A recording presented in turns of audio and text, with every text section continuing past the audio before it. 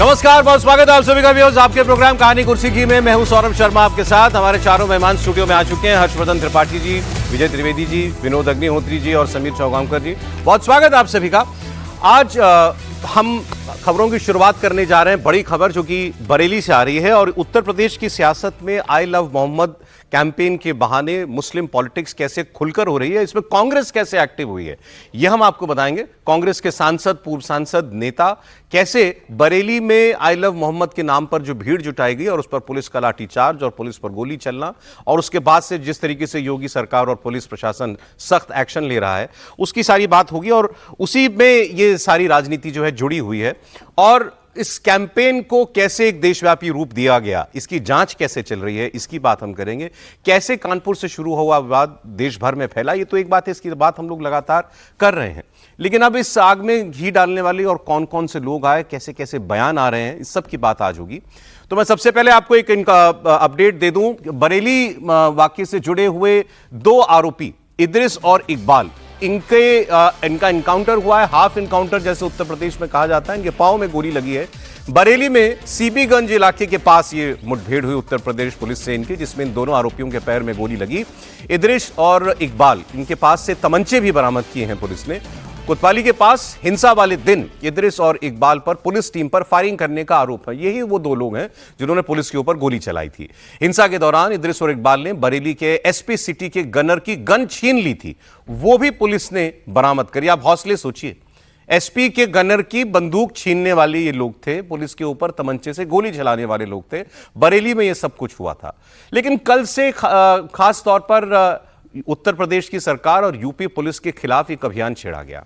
कहा गया कि एक बहुत शांतिपूर्ण प्रदर्शन में केवल अपने मजहब की इजहार करने के लिए, अपने मजहब पर के रास्ते पर चलने के लिए हम कुछ अगर नारा लगा रहे हैं, उस पर हमारे खिलाफ कार्रवाई की गई। लोगों के ऊपर बेरहमी से लाठीचार्ज किया गया।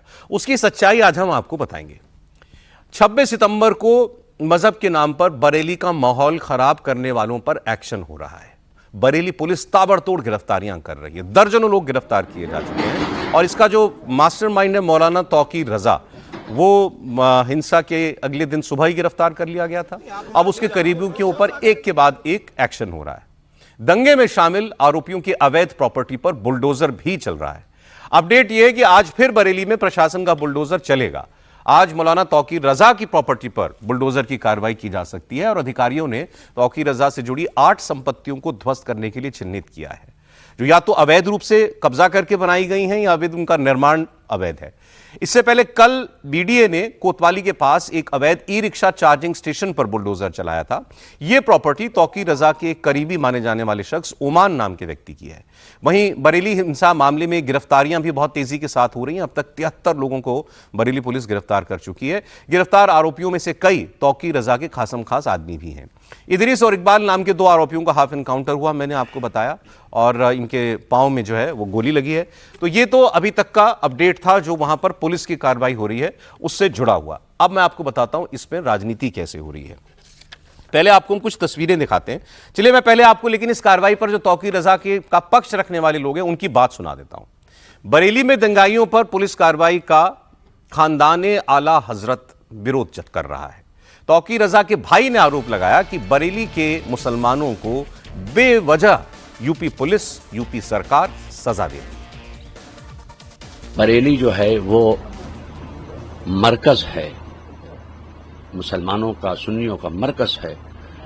यहां पर आई लव मोहम्मद के ताल्लुक से सिर्फ ज्ञापन देने की बात की गई थी। उसमें कोई किसी तरह का दंगा फसाद या नारेबाजी का मामले के लिए जमा इकट्ठा नहीं हुए थे। और अगर तौकीर रजा खां को वो मस्जिद तक जाने देते और अपना ज्ञापन उनको पेश करने देते तो तौकीर रजा खां जो हैं अपने जिनको जमा किया था उनको वो वापस कर देते।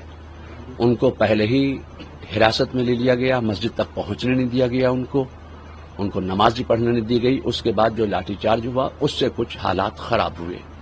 इसलिए खानदान के तमाम अफराद की तरफ से मुत्तफ़िक़ा जो फैसला है, जो बयान है, वो ये है कि बरेली शरीफ में मुसलमानों को मुसलमान होने की कलेक्टिव पनिशमेंट यानी सामूहिक सजा दी जा रही है। इंसाफ ने दो बातें अच्छी कर दी। एक तो इन्होंने जो दावा किया है उसमें ही आप अगर उनको गौर से आपने सुना हो तो सारी कहानी क्यों बनी ऐसी उसका उन्होंने खुद ही तबसरा कर दिया है, डिटेल दे दी है। पुलिस ने इजाजत नहीं दी थी लोगों को जमा करने की, वहां पर सभा करने की इजाजत नहीं थी। तौकीर रजा क्यों जबरदस्ती वहां जाकर लोगों के सामने एक स्पीच करना चाहते थे? इन्होंने कहा कि अगर तौकीर रजा को आने देते तो हालात खराब नहीं होते, लाठीचार्ज की नौबत नहीं आती। इन्होंने खुद कहा, भी आपने सुना। क्यों एक मस्जिद के बाहर हजारों लोगों को जमा किया तौकीर रजा ने? किस लिए? कि उनके सामने वो कोई भाषण देते, उनके सामने वो माहौल बनाते। और माहौल क्या बनता? माहौल खराब ही करना था। पुलिस ने अगर प्रिवेंटिव कार्रवाई की तो तौकीर रजा ने अपने लोगों को वहां पर जाने से मना क्यों नहीं किया कि इजाजत नहीं है, यहां हम नहीं करेंगे, परमिशन लेंगे उसके बाद हम कहीं सभा कर सकते हैं। लेकिन तौकीर रजा चाहते थे कि वो अपनी ताकत दिखाएं, शक्ति प्रदर्शन करें, और वो भी मस्जिद के सामने।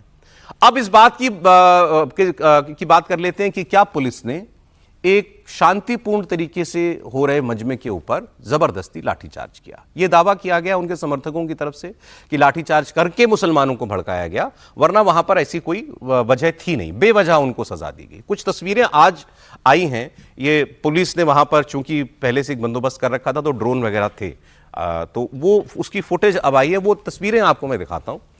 इसमें एक चीज बड़ी साफ साफ दिखाई देती है कि भीड़ बड़ी तादाद में है, भीड़ मस्जिद की तरफ बढ़ रही है। पुलिस की तैनाती वहां पर पहले से है, पुलिस के जवान शांति से वहां पर खड़े हुए हैं। कुछ लोग उनको समझा भी रहे हैं कि भीड़ जो है वहां जमा ना हो। लेकिन फिर एक तस्वीर आएगी, उसमें आप देखेंगे कि जो भीड़ है वो अचानक से पीछे से धक्का, जैसे अब जब स्टैम्पीड होता है तो क्या होता है, पीछे से धक्के लगने शुरू होते हैं, भीड़ बेकाबू होने लगती है। अब ये भीड़ पुलिस के साथ धक्का मुक्की करने लगी, पुलिस के साथ जुमा झटकी हो रही है। पुलिस क्या करेगी? वो पुलिस है। आप पुलिस वालों को उसके सामने हजारों लोगों को जमा करके उनके ऊपर लगभग चढ़ाई कर देंगे तो पुलिस के पास क्या ऑप्शन बचता है? यहां से हालात खराब ही हो सकते थे। अगर वहां पर और भीड़ आ जाती या पुलिस को इससे ज्यादा फोर्स यूज करनी पड़ती तो आप सोचिए क्या हुआ। पुलिस तो यह कह रही है कि हमने तो गोली भी खाई, हमारी बंदूक भी छीन ली गई, उसके बाद भी हमने लाठी ही चलाई और बहुत शांति से मामले को सुलझाया है। इस बीच बरेली हिंसा मामले में पुलिस ने कुछ नई बातें भी बताई हैं। पुलिस के मुताबिक बरेली दंगे से ठीक 24 घंटे पहले कई व्हाट्सएप ग्रुप बने थे। ये व्हाट्सएप ग्रुप एक सोचे समझे प्लान के तहत बनाए गए थे। 26 सितंबर को हुई हिंसा में नाबालिगों को भी शामिल किया गया था। इसमें एक नाबालिग की पहचान करके उसको डिटेन किया गया है। 24 घंटे के अंदर पुलिस ने हिंसा के आरोप में 17 लोगों को गिरफ्तार किया है और अब तक मौलाना तौकीर रजा समेत बरेली हिंसा के 73 लोग जो हैं वो पकड़े जा चुके हैं। तो ये अभी तक का अपडेट है। अब हमारा पैनल खुला हुआ है डिस्कशन के लिए। आइए बात करते हैं, पुलिस ने जबरदस्ती की या तौकीर रजा शक्ति प्रदर्शन करना चाहते थे और पुलिस ने उसको ठीक किया जो रोका? त्रिपाठी जी पहले। देखिए सौरभ जी, हम सब भूल गए कि मसला क्या था। तौकीर रजा को क्यों भाषण नहीं देने दिया? वो तकरीर दे देते तो क्या हो जाता? शांतिपूर्ण जा रहे थे। मुसलमानों पर क्या उन्होंने कहा कि सबको एक साथ सामूहिक सजा दी जा रही है? सामूहिक सजा का शब्द उन्होंने इस्तेमाल किया। कम्युनिटी के ऊपर हमला हुआ है, इस तरह से संदेश देने की कोशिश हो रही है। अब लोगों को भूल गया कि दरअसल तौकीर रजा ने यह सब तमाशा किया क्यों? इसकी तो जरूरत ही नहीं थी। एक कैंपेन चली थी आई लव मोहम्मद, जिसकी कोई जरूरत नहीं थी। और हम लोग जितने तरह की आशंका पहले दिन जता रहे थे, ये कहते हुए कि इससे भला किसको क्या ऐतराज होगा। भाई, आप किसी को लव करता है कोई अपने आराध्य को, किसी को, उसमें क्या दिक्कत है? और उसके पोस्टर भी लगाया, क्या दिक्कत? लेकिन उस दिन भी हम लोगों ने कहा था कि ये खतरनाक है, ये उस तरफ जाएगा, और वो जाता हुआ दिखा। किसी ने रंगोली बना दी, कहीं पोस्टर गिर गया, कहीं कुछ हो गया, वो सब हुआ। तौकीर रजा ने उसको आग लगाने की कोशिश की थी। यहां तो कोई बात ही नहीं होनी चाहिए थी। तौकीर रजा को बिना किसी किंतु परंतु के उठाकर जो दंगा भड़काने, साजिश रचने, दो लोगों के बीच में घृणा वैमनस्य फैलाने के लिए जेल में डालना चाहिए, एकदम जो एक लाइन की बात। अब उससे आगे जरा सोचिए, ये कौन आ गया जितना दुस्साहसी हो गया कि एसपी के गनर की गन छीन ले, और उसके बाद भी वो हाफ एनकाउंटर, वो क्या क्वार्टर हाफ फुल, पता नहीं क्या क्या भाषा शुरू हो गई एनकाउंटर में भी, ये तो समझ में नहीं आता। ये सब कुछ हो रहा है। यानी देश में एक कोशिश होती, किसी भी चीज में अगर मुसलमान मिल जाए तो उसको आप कह दीजिए कि मुसलमान के ऊपर मोदी योगी के राज में बड़ा बहुत अत्याचार हो रहा है। अब एक खबर मैं जरूरी उसको समझता हूं बताना। मोहम्मद शाहिद, पद्मश्री मोहम्मद शाहिद, पूर्व हॉकी खिलाड़ी, जो जिनके घर को लेकर वहां चौड़ीकरण हो रहा था तो सारे घर टूट रहे थे, उनका घर भी टूटा, सबको मुआवजा मिल रहा था, उनको भी मुआवजा मिला। अब वो 9 भाई हैं, उन भाइयों के बीच में विवाद है, 2 भाई मुआवजा लेने को तैयार नहीं हुए और उन्होंने अलग से अपना मामला कर लिया। मोहम्मद शाहिद की पत्नी को उनके जेठ पीटते हैं और खबर क्या पूरे मीडिया में चलती है, हर जगह चली, हम सब उसके दोषी हैं, हर मीडिया में खबर चली। पद्मश्री पूर्व हॉकी खिलाड़ी मोहम्मद शाहिद, उनका घर तोड़ दिया गया, इतना भी रहम नहीं खाया। उसके बाद तो जो पोर्टल और यूट्यूब और जाने क्या क्या उन्होंने कहा, देखो यही तो हम कह रहे थे, ये कंपलसरी, ये ग्रुप पनिशमेंट, कम्युनिटी पनिशमेंट, मुसलमानों के ऊपर सब कुछ हो रहा है। तो आप बरेली से बनारस तक देखेंगे तो आपको समझ में आएगा कि क्या हो रहा है। और इसीलिए कई बार लगता है कि क्या सचमुच ये कोई भी इसको समझने को तैयार नहीं कि आप देश में ये आग लगाने की कोशिश कर रहे हैं, भड़काने की कोशिश कर रहे हैं, और उसके बाद आप सोचेंगे कि कार्रवाई भी नहीं हो तो ये तो नहीं होने वाला है। भला है कि इस वक्त सरकार ऐसी कार्रवाई हो रही। मैं इस तस्वीर का वेट कर रहा था एक्चुअली, ये अब तस्वीर आई है, इसको स्क्रीन पे लीजिएगा जरा, ये स्क्रीन पे लीजिएगा सर, फुल स्क्रीन ले लीजिए इस तस्वीर को। ये बरेली के दिन जो हुआ उसकी तस्वीर है। अब आप देखिए इसमें भीड़ जो है पुलिस को धक्के मार रही है। विजुअल ये इसको आप एक बार आप गौर से देखेंगे तो पुलिस कोई बहुत बड़ी, ऐसा नहीं कि बहुत बड़ी फोर्स है वहां पर, भीड़ काफी तादाद में है। पुलिस के सामने अगर ये दृश्य हो पुलिस के सामने, ये मस्जिद के बाहर की तस्वीर है, मौलाना तौकीर रजा जैसा व्यक्ति जिसके कहने पर आई है और पुलिस ने इसकी इजाजत नहीं दी थी, और रात को पुलिस को अपनी लोकल इंटेलिजेंस से पता लगा कि यहां पर व्हाट्सएप ग्रुप बनाकर लोगों को आसपास के जिलों से भी बुलाया गया। मैं तो ये छोड़ दें बाकी बातें भी, मैं केवल क्योंकि अब बरेली को फ्लैश पॉइंट बना दिया, पहले कानपुर था, अब बरेली के नाम पर सब कुछ हो रहा है। तो अब मुझे बताइए पुलिस के पास क्या चारा था? लाठी पहले चली या पुलिस ने धक्के पहले खाए? सर आप तो यूपी तो आपने सारी जिंदगी देखा है, कवर किया है। देखिए पुलिस के पास चारा क्या होगा, इतनी भीड़ है, अगर बेकाबू हो जाएगी तो पुलिस तो बल प्रयोग करेगी ही, क्योंकि पुलिस होती है। ये जिम्मेदारी आयोजकों की है जो भीड़ को बुलाते हैं कि भीड़ बेकाबू ना हो, भीड़ हिंसक ना हो, और भीड़ जो है शांति, अब अगर उसको प्रदर्शन भी करना है, धरना भी देना है, मार्च निकालना है तो शांतिपूर्ण तरीके से हो। मैं बार बार उदाहरण देता हूं कि भाई महेंद्र सिंह टिकैत से लेकर के और 2020 तक के किसान आंदोलन में लाखों लोग इकट्ठा होते रहे, लेकिन कहीं भी भीड़ बेकाबू नहीं हुई, क्योंकि ये आयोजकों की जिम्मेदारी होती है कि वो न होने दें। और यहाँ अगर भीड़ बेकाबू हुई है तो निश्चित रूप से इसके जिम्मेदार और दोषी आयोजक हैं, वो तौकीर रजा हों या तौकीर रजा के सहयोगी हों या उनके संगठन के लोग हों, जिन्होंने भी इस भीड़ को बुलाया, ये उनकी जिम्मेदारी थी कि भीड़ बेकाबू ना हो और भीड़ जो है शांत रहे और अपनी बात वो अगर कहना चाहते हैं शांतिपूर्ण तरीके से करें। तो पुलिस तो जाहिर है जब भीड़ अगर बेकाबू होगी, धक्का देगी, पुलिस को का बैरिकेड तोड़ने की कोशिश करेगी, यहाँ तो बैरिकेड भी नहीं लगा, वो गन छीनना तो वाकई वो बहुत बड़ा प्रोवोकेशन है। अगर गन छीनने की कोशिश की है तो पुलिस तो फिर उसके बाद क्या करेगी? पुलिस हाथ धर थोड़ी बैठी रहेगी। भाई पुलिस तो लद्दाख में भी गोली चलाई पुलिस ने, वहाँ तो मुसलमान नहीं थे, चलाई ना, तो उसकी भी आलोचना हो रही है। यहाँ लाठी चलाई तो पुलिस अगर, और दूसरी बात ये है कि थोड़ा ये फेल्योर थोड़ा एडमिनिस्ट्रेशन का भी है कि उनको इस मामले में पहले ही, जैसा कि हर्षवर्धन कह रहे हैं, कि पहले ही प्रिवेंटिव अरेस्ट के रूप में तौकीर रजा को अरेस्ट कर लेना चाहिए था। ऐसे मामले में यही होता है कि जब भी लगे कि भाई कोई प्रोवोकेशन हो रहा है तो जो उसका सेंटर पॉइंट हो उसको आपने जब 317 हटा रहे थे तो आपने नहीं सारे कश्मीरी नेताओं को हाउस अरेस्ट कर दिया था, सबको आपने जो है भेज दिया था, 3 पूर्व मुख्यमंत्री उसमें शामिल थे।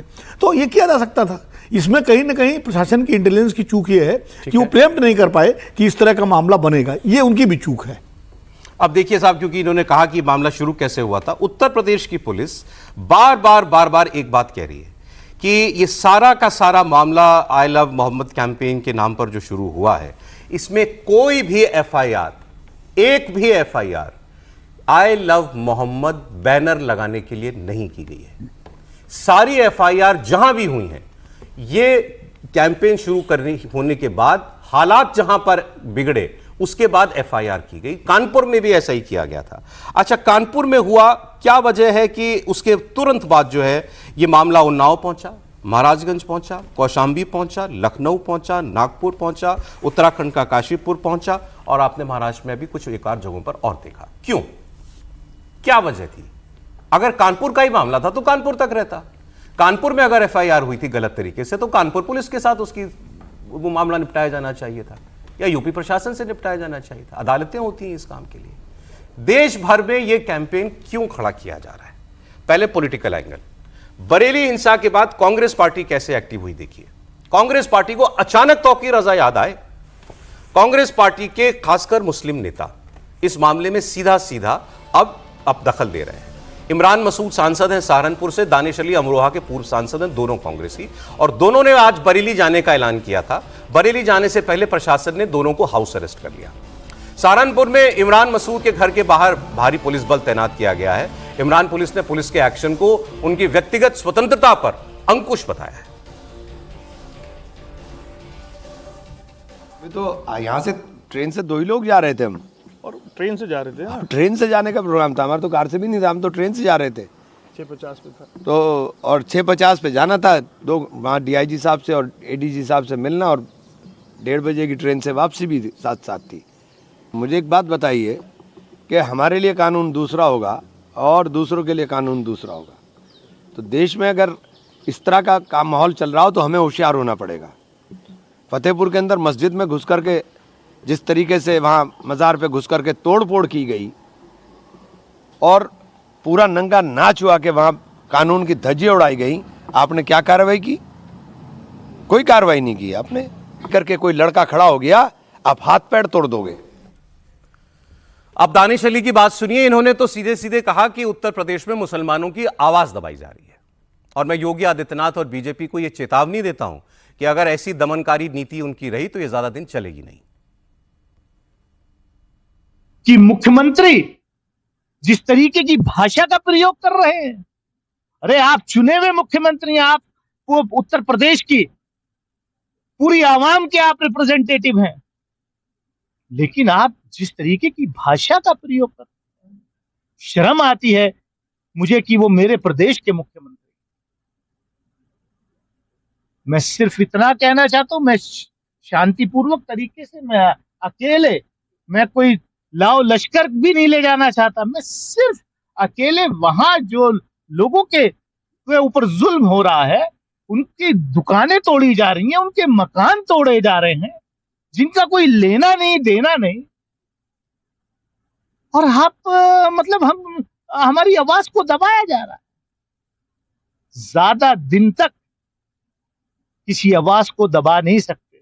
मैं उत्तर प्रदेश के मुख्यमंत्री की भाजपा सरकार को, योगी आदित्यनाथ की भाजपा सरकार को और उत्तर प्रदेश की पुलिस को भी हम चेतावनी दे रहे हैं कि ये दमनकारी नीति छोड़िए।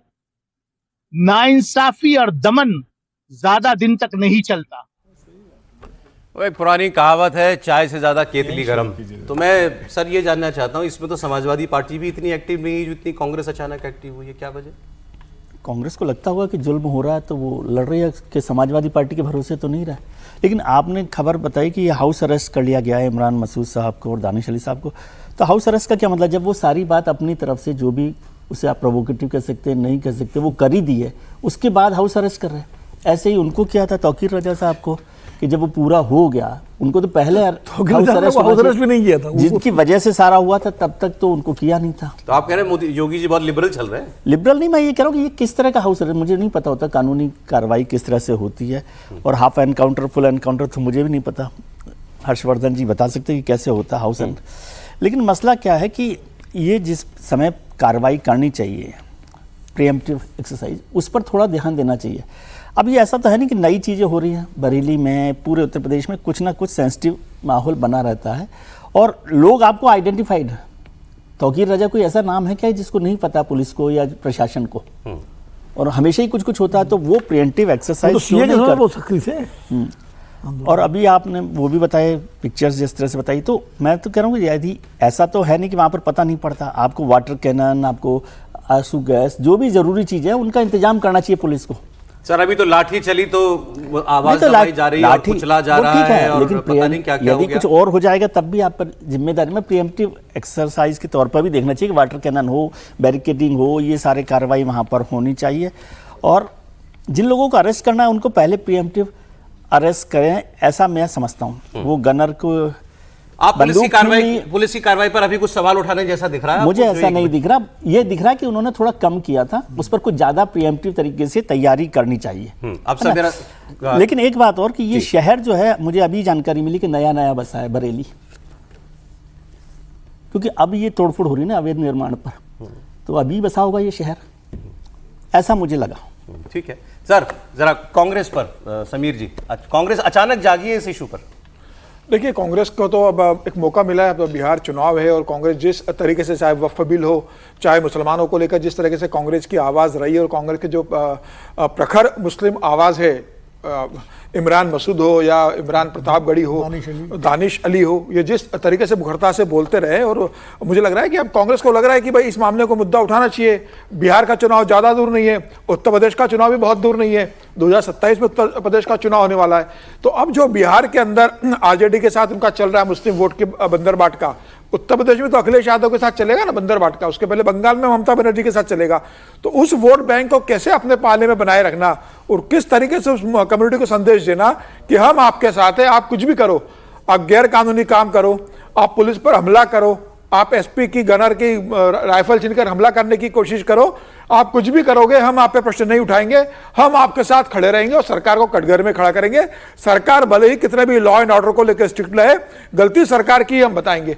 जिस तरीके से बयान आ रहा है, और इसके अलावा सज्जाद नोमानी का बयान आया, वो भी सुनाता हूं। वो बयान देखिए सर किस तरीके से उन्होंने बयान दिया है, तो ये बता रहा है कि पूरी तैयारी की गई थी। और मुझे लगा कि बहुत अच्छा रहा कि इन लोगों का असली चेहरा पहले पुलिस ने सामने आने दिया। अगर पहले पुलिस इनको हाउस अरेस्ट कर देती जी तौफीक राजा को, तो कहते कि साहब हमने तो कुछ किया ही नहीं। देखिए योगी सरकार किस तरीके से काम कर रही है। अब यह पता पड़ रहा है कि किस तरीके से उन्होंने पूर्व सुनियोजित षड्यंत्र और हिंसा करने का एक षड्यंत्र रचा था।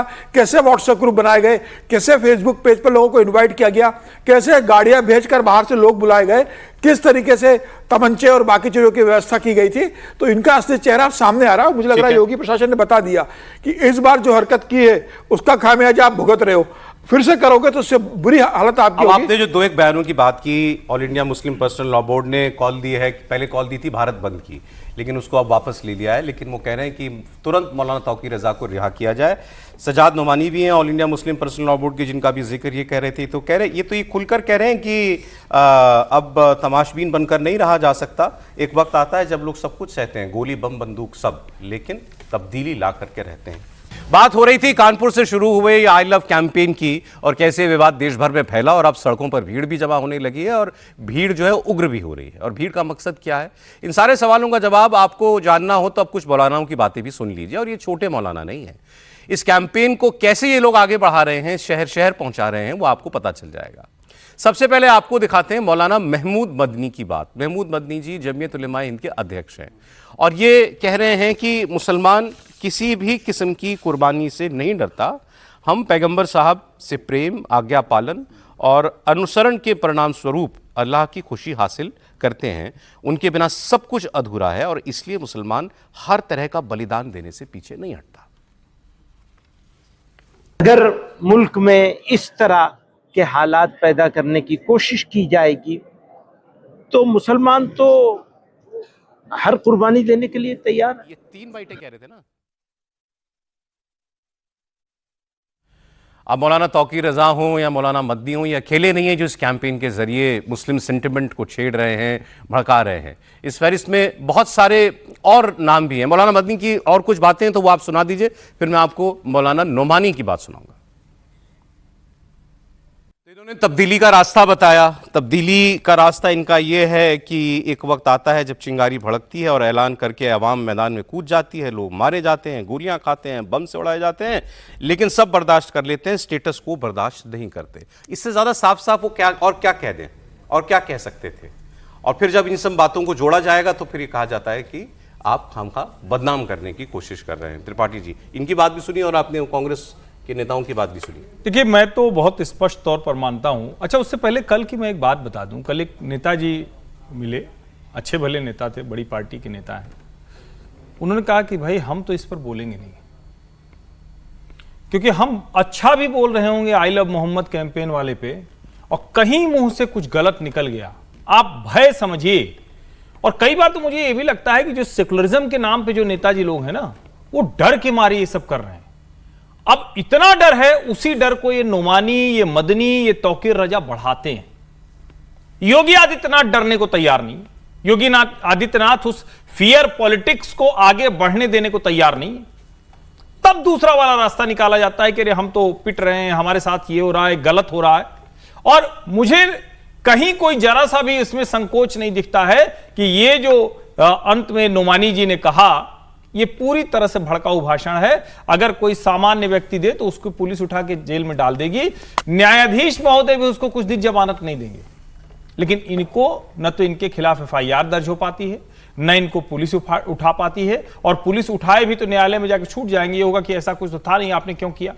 तो ये जो फियर वाली पॉलिटिक्स है, भले मोदी योगी के बाद बहुत हद तक वो रुकी है, लेकिन अभी भी वो एक जगह जाकर रुकती है, वहां जाकर कुछ कहे कि वो जो फियर वाला मामला है वो लोगों के मन में है, वो चाहे नेता हो या फिर ये सारी की सारी जो मशीनरी है। डर किस बात का? कि डर मुसलमानों की सड़क पर आ जाने का। अच्छा, इस वजह से डर मुसलमानों की सड़क पर आ जाने का कि आप, अगर मैं कह तो रहा हूं, ये खुद मुसलमानों को देखना चाहिए।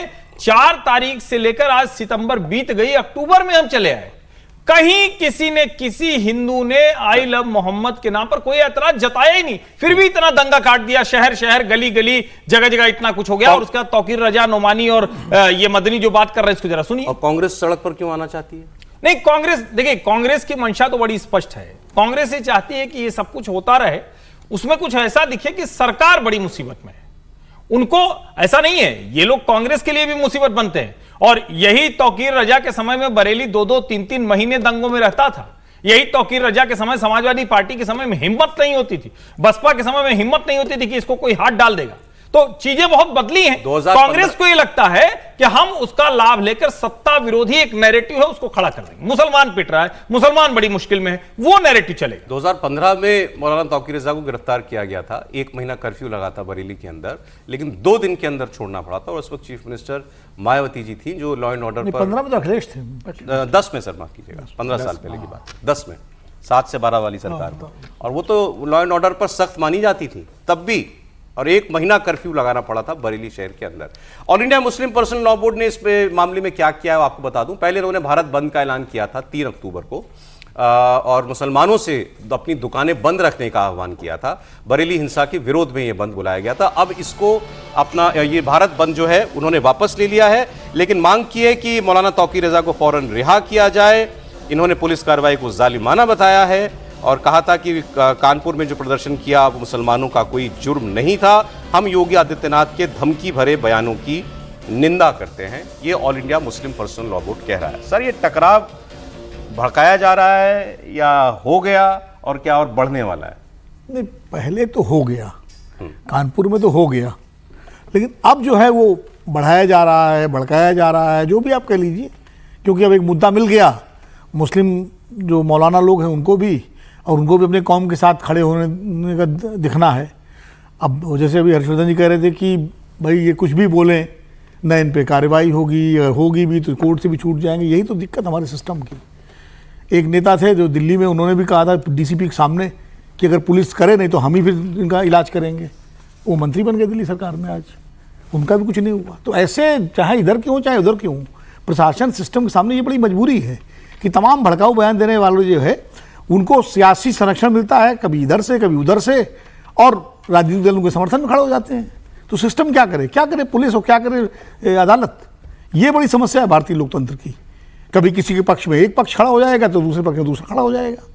जब तक ये चलेगा तब तक इस तरह सड़कों पर ये बवाल होते रहेंगे, और पुलिस इसी तरह जो है मजबूरी में अपना कार्रवाई करेगी, उसे निंदा भी होगी। चलिए आगे बढ़ते हैं। अब देखिए इसमें आगे उत्तर प्रदेश सरकार और क्या एक्शन लेती है। एशिया कप की बात करते हैं इसमें, क्योंकि कंट्रोवर्सी इसमें भी जो है हमारे देश में हुई। एशिया कप तो खत्म हो गया, लेकिन इसको लेकर राजनीति जारी है। अब एक तस्वीर देखिए आपकी स्क्रीन पर आई है। कांग्रेस पार्टी ने क्या कहा था, कांग्रेस पार्टी की सोशल मीडिया हेड ने क्या कहा था कि जिसने मैच देखा, जिसने मैच पर जश्न मनाया, वो सब देशभक्त नहीं है, चुल्लूवर पानी में डूब मरना चाहिए, लानत है उन सब के ऊपर। ये कांग्रेस पार्टी के चीफ मिनिस्टर है, कांग्रेस पार्टी के तेलंगाना के चीफ मिनिस्टर रेवंत रेड्डी। ये जो मैच विनर थे फाइनल मैच के, तिलक वर्मा, उनको फेलिसिटेट कर रहे हैं। उन्हीं के राज्य के हैं शायद, ये हैदराबाद के हैं। हैदराबाद के हैं। तो हैदराबाद के हैं तो उन्होंने अपने दफ्तर में बुलाया, टीम इंडिया की कैप लेकर के गए वो साथ में। और इतना ही नहीं, फिर इन्होंने बैट हाथ में पकड़ा, अभी वो ये देखिए, फिर बैट हाथ में पकड़ा, बैट हाथ में पकड़ के बैटिंग का इन्होंने प्रैक्टिस भी की, नेट प्रैक्टिस। कल मैंने एक बात कही थी जी। कि जो नेता देश का मूड समझते हैं वो अलग उनका रुख होता है, और जो देश का मूड नहीं समझते, रेवंत रेड्डी देश का मूड समझने वाले लोगों में है। अब सर इसमें सवाल ये है, हाँ ये आपने ठीक कहा, क्योंकि इनके तीनों चीफ मिनिस्टर्स ने तारीफ की, हाँ, सिद्धरामैया ने, सुक्कू ने भी, और इन्होंने तो मिलकर विजय जी कह रहे हैं, हम सब कह रहे हैं लानत है, लानत। हाँ, अब ये देखिए, अब तो सुप्रिया जी ने लानत भेजी है, तो हर जी आप लानत भेजिए, हमें लानत भेज रहे हैं, लेकिन सवाल क्या है इसमें? दो बातें हमने आपको बताया था कि वो ये पोस्ट कांग्रेस पार्टी की तरफ से ये बयान परसों रात को जारी किया गया, दिन भर ये मंथन करने के बाद इस मुद्दे पर हमें स्टैंड क्या लेना है, तो ये तय हुआ होगा कि भाई हमें इस मामले पर नहीं कुछ बोलना, और जिसने जश्न मनाया उसको लानत, ठीक। तो ये बातें ऊपर से तय हुई होंगी, ये भी बात हुई थी। अब राहुल जी कोलंबिया में हैं तो फोन तो वहां भी लगता होगा, बात हुई होगी, इतना बड़ा स्टैंड लिया है, अगर राहुल जी के समर्थन से, उनकी सहमति से लिया होगा। फिर ये जो अब रेवंत रेड्डी ने उस सब के बाद किया, वैसे तो ये किसको जवाब दे रहे हैं? सर रेवंत रेड्डी का ये जवाब किसको है? रेवंत रेड्डी का एक जिक्र कर दो सर। रेवंत रेड्डी ने 100 करोड़ रुपए रेवंत रेड्डी को दिए थे अडानी जी ने विकास के लिए। राहुल गांधी नाराज हो गए कि मैं अडानी के खिलाफ इतना बोल रहा हूँ, तुम 100 करोड़ रुपया उससे चेक ले रहे हो, तुरंत वापस करो। उनसे 100 करोड़ रुपए वापस करवा दिए थे। अब क्या राहुल गांधी तिलक वर्मा का जो स्वागत किया उसके लिए वापसी के लिए कहेंगे कि भाई हम तो कह रहे थे कि शर्म आना चाहिए, चुल्लू भर पानी में डूब मरो। अब क्या इस तरीके से राहुल गांधी फिर जिक्र करेंगे? देखिए रेवंत रेड्डी वही है जिन्होंने अभी सिद्धरामैया के साथ सोनिया गांधी को मैसेज भिजवाया था कि राहुल गांधी जिस तरीके से लगातार वोट चोरी के मुद्दे पर अड़े हुए, यह ठीक नहीं है, इस मुद्दे को छोड़ना पड़ेगा, दूसरे मुद्दे पर जाना चाहिए। रेवंत रेड्डी जमीनी स्तर के नेता, रेवंत रेड्डी तो वैसे भी अखिल भारतीय विद्यार्थी परिषद के रहे, तो उन्हें पता है कि राजनीति कैसे की जाती है, जनता से कैसे जोड़ा जाता है, और वो जिस तरीके की राजनीति करते रहे हैं, मुझे लग रहा है कि उन्होंने बहुत अच्छा काम किया। और ये लगता है कांग्रेस के मुंह पर तमाचा है, जिस तरीके से कांग्रेस के बड़े नेता कह रहे थे, वैभव गहलोत ने तारीफ कर दी, अशोक गहलोत तारीफ कर रहे हैं, कांग्रेस के दिग्विजय सिंह तारीफ कर रहे हैं जो राहुल गांधी के करीबी माने जाते हैं। मध्य प्रदेश में उन्होंने भारतीय टीम को जीत पर बधाई दे दी। मैं कह रहा हूं उन्होंने कहा कि मैंने मैच देखा है। पार्टी में चल क्या रहा है? समीर जी ने अभी एक बात बताई थी, वो बताऊं तो विजय जी के पास आई था, पता नहीं क्यों नहीं बताया। समीर जी ने बताया कि सुप्रिया श्रीनेत की पूरी टीम आईटी सेल वो एक एक फ्रेम पूरा मैच देख रही थी। अभी मैं आ रहा था, समीर जी ने बताया कि एक एक फ्रेम उन्होंने देखा है। तो मुझे भी ये जानकारी मिली कि एक एक फ्रेम पूरी देख रही थी, कहीं कुछ मिल जाए तो उसको हम लेकर कुछ आगे बढ़ाए। अच्छा, सारी रात वो लोग 12 साढ़े 12 बजे तक देखे, उसके बाद भी देखते रहे कोई फ्रेम मिल जाए जिसपे हम कुछ कर पाए। एक साथ जैसे आपको हम कोई बल्क वीडियो अपलोड करने की कोशिश करते हैं तो वो सर्वर जो है हैंग हो जाता है, वो लट्टू गोल गोल गोल घूमने लगता है। तो इतनी सारी लानत एक साथ जा रही होंगी तो वो कहीं अटक जाएंगी रास्ते में, पहुंच जाएंगी सब जगह। मैं कह रहा हूं सर, ये जो है, ये जो प्लीज रेवंत जी वाली तस्वीर लगा दिए, रेवंत रेड्डी को क्या, ये जब उन्होंने, भाई उनको पता होगा ना मेरी पार्टी ने क्या स्टैंड लिया, तो उनको क्या रहा कि ये कौन है जो मुझे बता रहे हैं, ये दिल्ली वाले मुझे बताएंगे कि मुझे क्या करना है क्या नहीं करना है, नहीं तो क्यों किया ये? नहीं, ये तो बहुत ही बड़ा इनडिसिप्लिन का मामला है मेरे हिसाब से। रेवंत रेड्डी जी के, सिद्धारमैया जी के, शिव कुमार जी के, वैभव गहलोत, इन सब के खिलाफ कार्रवाई करनी चाहिए, क्योंकि पार्टी आला कमान के आदेश को नहीं मानना मैं बहुत ही गंभीर अनुशासनहीनता मानता हूँ। लेकिन सुप्रिया सिंह ने तो आला कमान है, तो वो तो आला कमान के आदेश पर ही तो हुआ। आप सुप्रिया जी को जोड़ देते हैं, आप बोलना नहीं चाहते कि आला कमान के बारे में, आला कमान के बिना थोड़ी होता है। तो ये गंभीर मामला है। और एक बात मुझे और लग रही है, ये साजिश, जैसे अभी समीर जी ने जिक्र कर दिया कि भाई रेवंत रेड्डी एबीवीपी में थे, और उस दिन शिव कुमार जी नमस्ते सदा वसूली कर रहे थे।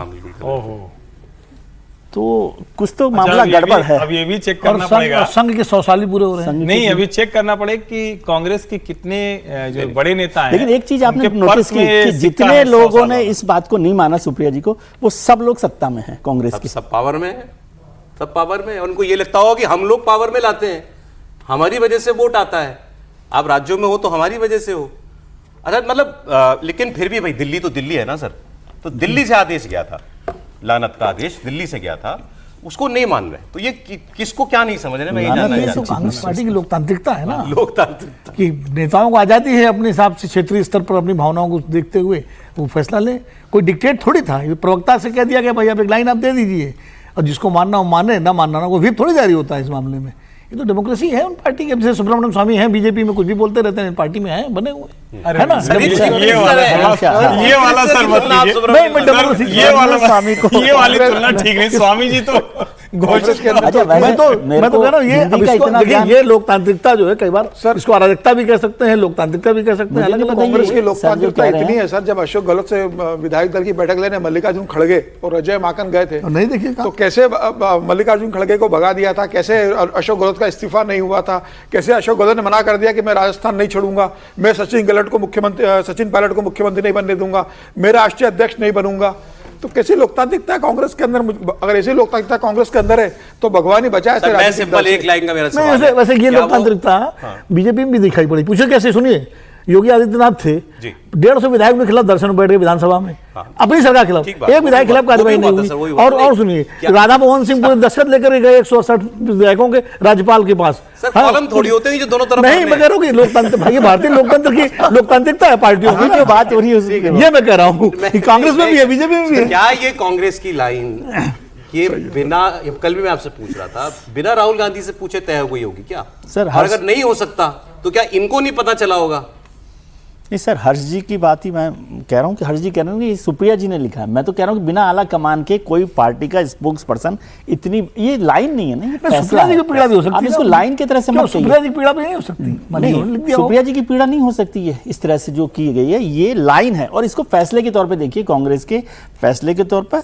और ये मैसेज है कांग्रेस लीडरशिप को, उनके जो छत्रप हैं, रीजनल जो लीडर्स हैं, वो बता रहे हैं कि वो कैसे देश को समझ रहे हैं, देश के मूड को। और देश का मूड ही क्यों समझना, आप इसको देश के मूड की तरह से देख रहे हैं तो इसको मतलब पॉलिटिक्स की तरह से देख रहे हैं। ऐसा सही भी तो हो सकता है, वो सोचते हो कि यही सही है, केवल पॉलिटिक्स के लिए ऐसा कर रहा हूं, ऐसा तो नहीं हो सकता ना। नहीं, किसके लिए आप कह रहे हैं? रेवंत रेड्डी की मान लीजिए या डीके शिव कुमार को, वो समझते होंगे कि ये सही हुआ है, कि जीत हुई है तो उनको बधाई देनी चाहिए। इसको आप हमेशा ये क्यों जोड़ते हो कि नहीं पॉलिटिक्स है इसलिए वो ऐसा कर रहे हैं? सर, मैं वो वो पॉलिटिकल सही बात पार्टी, उनकी पार्टी ने जो हाँ, स्टैंड वो लिया ठीक है, था, मैं उसकी बात कर रहा हाँ, हूँ। वो ठीक है। बाकी वो खुद को भी तो अच्छा लग सकता है ना। नहीं, कई बार अच्छा लगता होगा, थोड़ा देखा ही होगा तभी ये जो भी देश प्रेमी होगा उसको देश की टीम जीतेगी अच्छा लगेगा। आप विरोध मैच का कई बार प्रवक्ता है तो बोर्ड हो जाते हैं। अब जैसे नुपुर शर्मा की बयान से बीजेपी ने किनारा किया था ना, प्रवक्ता वो भी थी। अरे नहीं नहीं सर, सर ये तो सर ये अभी प्रवक्ता आप है, सर एकदम ये अब कांग्रेस अभी करे, आप अब स्वामी जी अब हाईकमान करे उससे किनारा। सर एक मिनट, सुप्रीम नुपुर कोर्ट की बयान- शर्मा ने किसी डिबेट में शिवलिंग की तुलना नहीं, लेकिन उसकी कांग्रेस प्रतिक्रिया में किया, बीजेपी लेकिन एक तो हटा दिया, दूसरा नुपुर शर्मा कोई पार्टी की हेड नहीं थी, नहीं नहीं, लेकिन इसको- वन ऑफ थी। तो सुप्रिया कहाँ पर हेड है?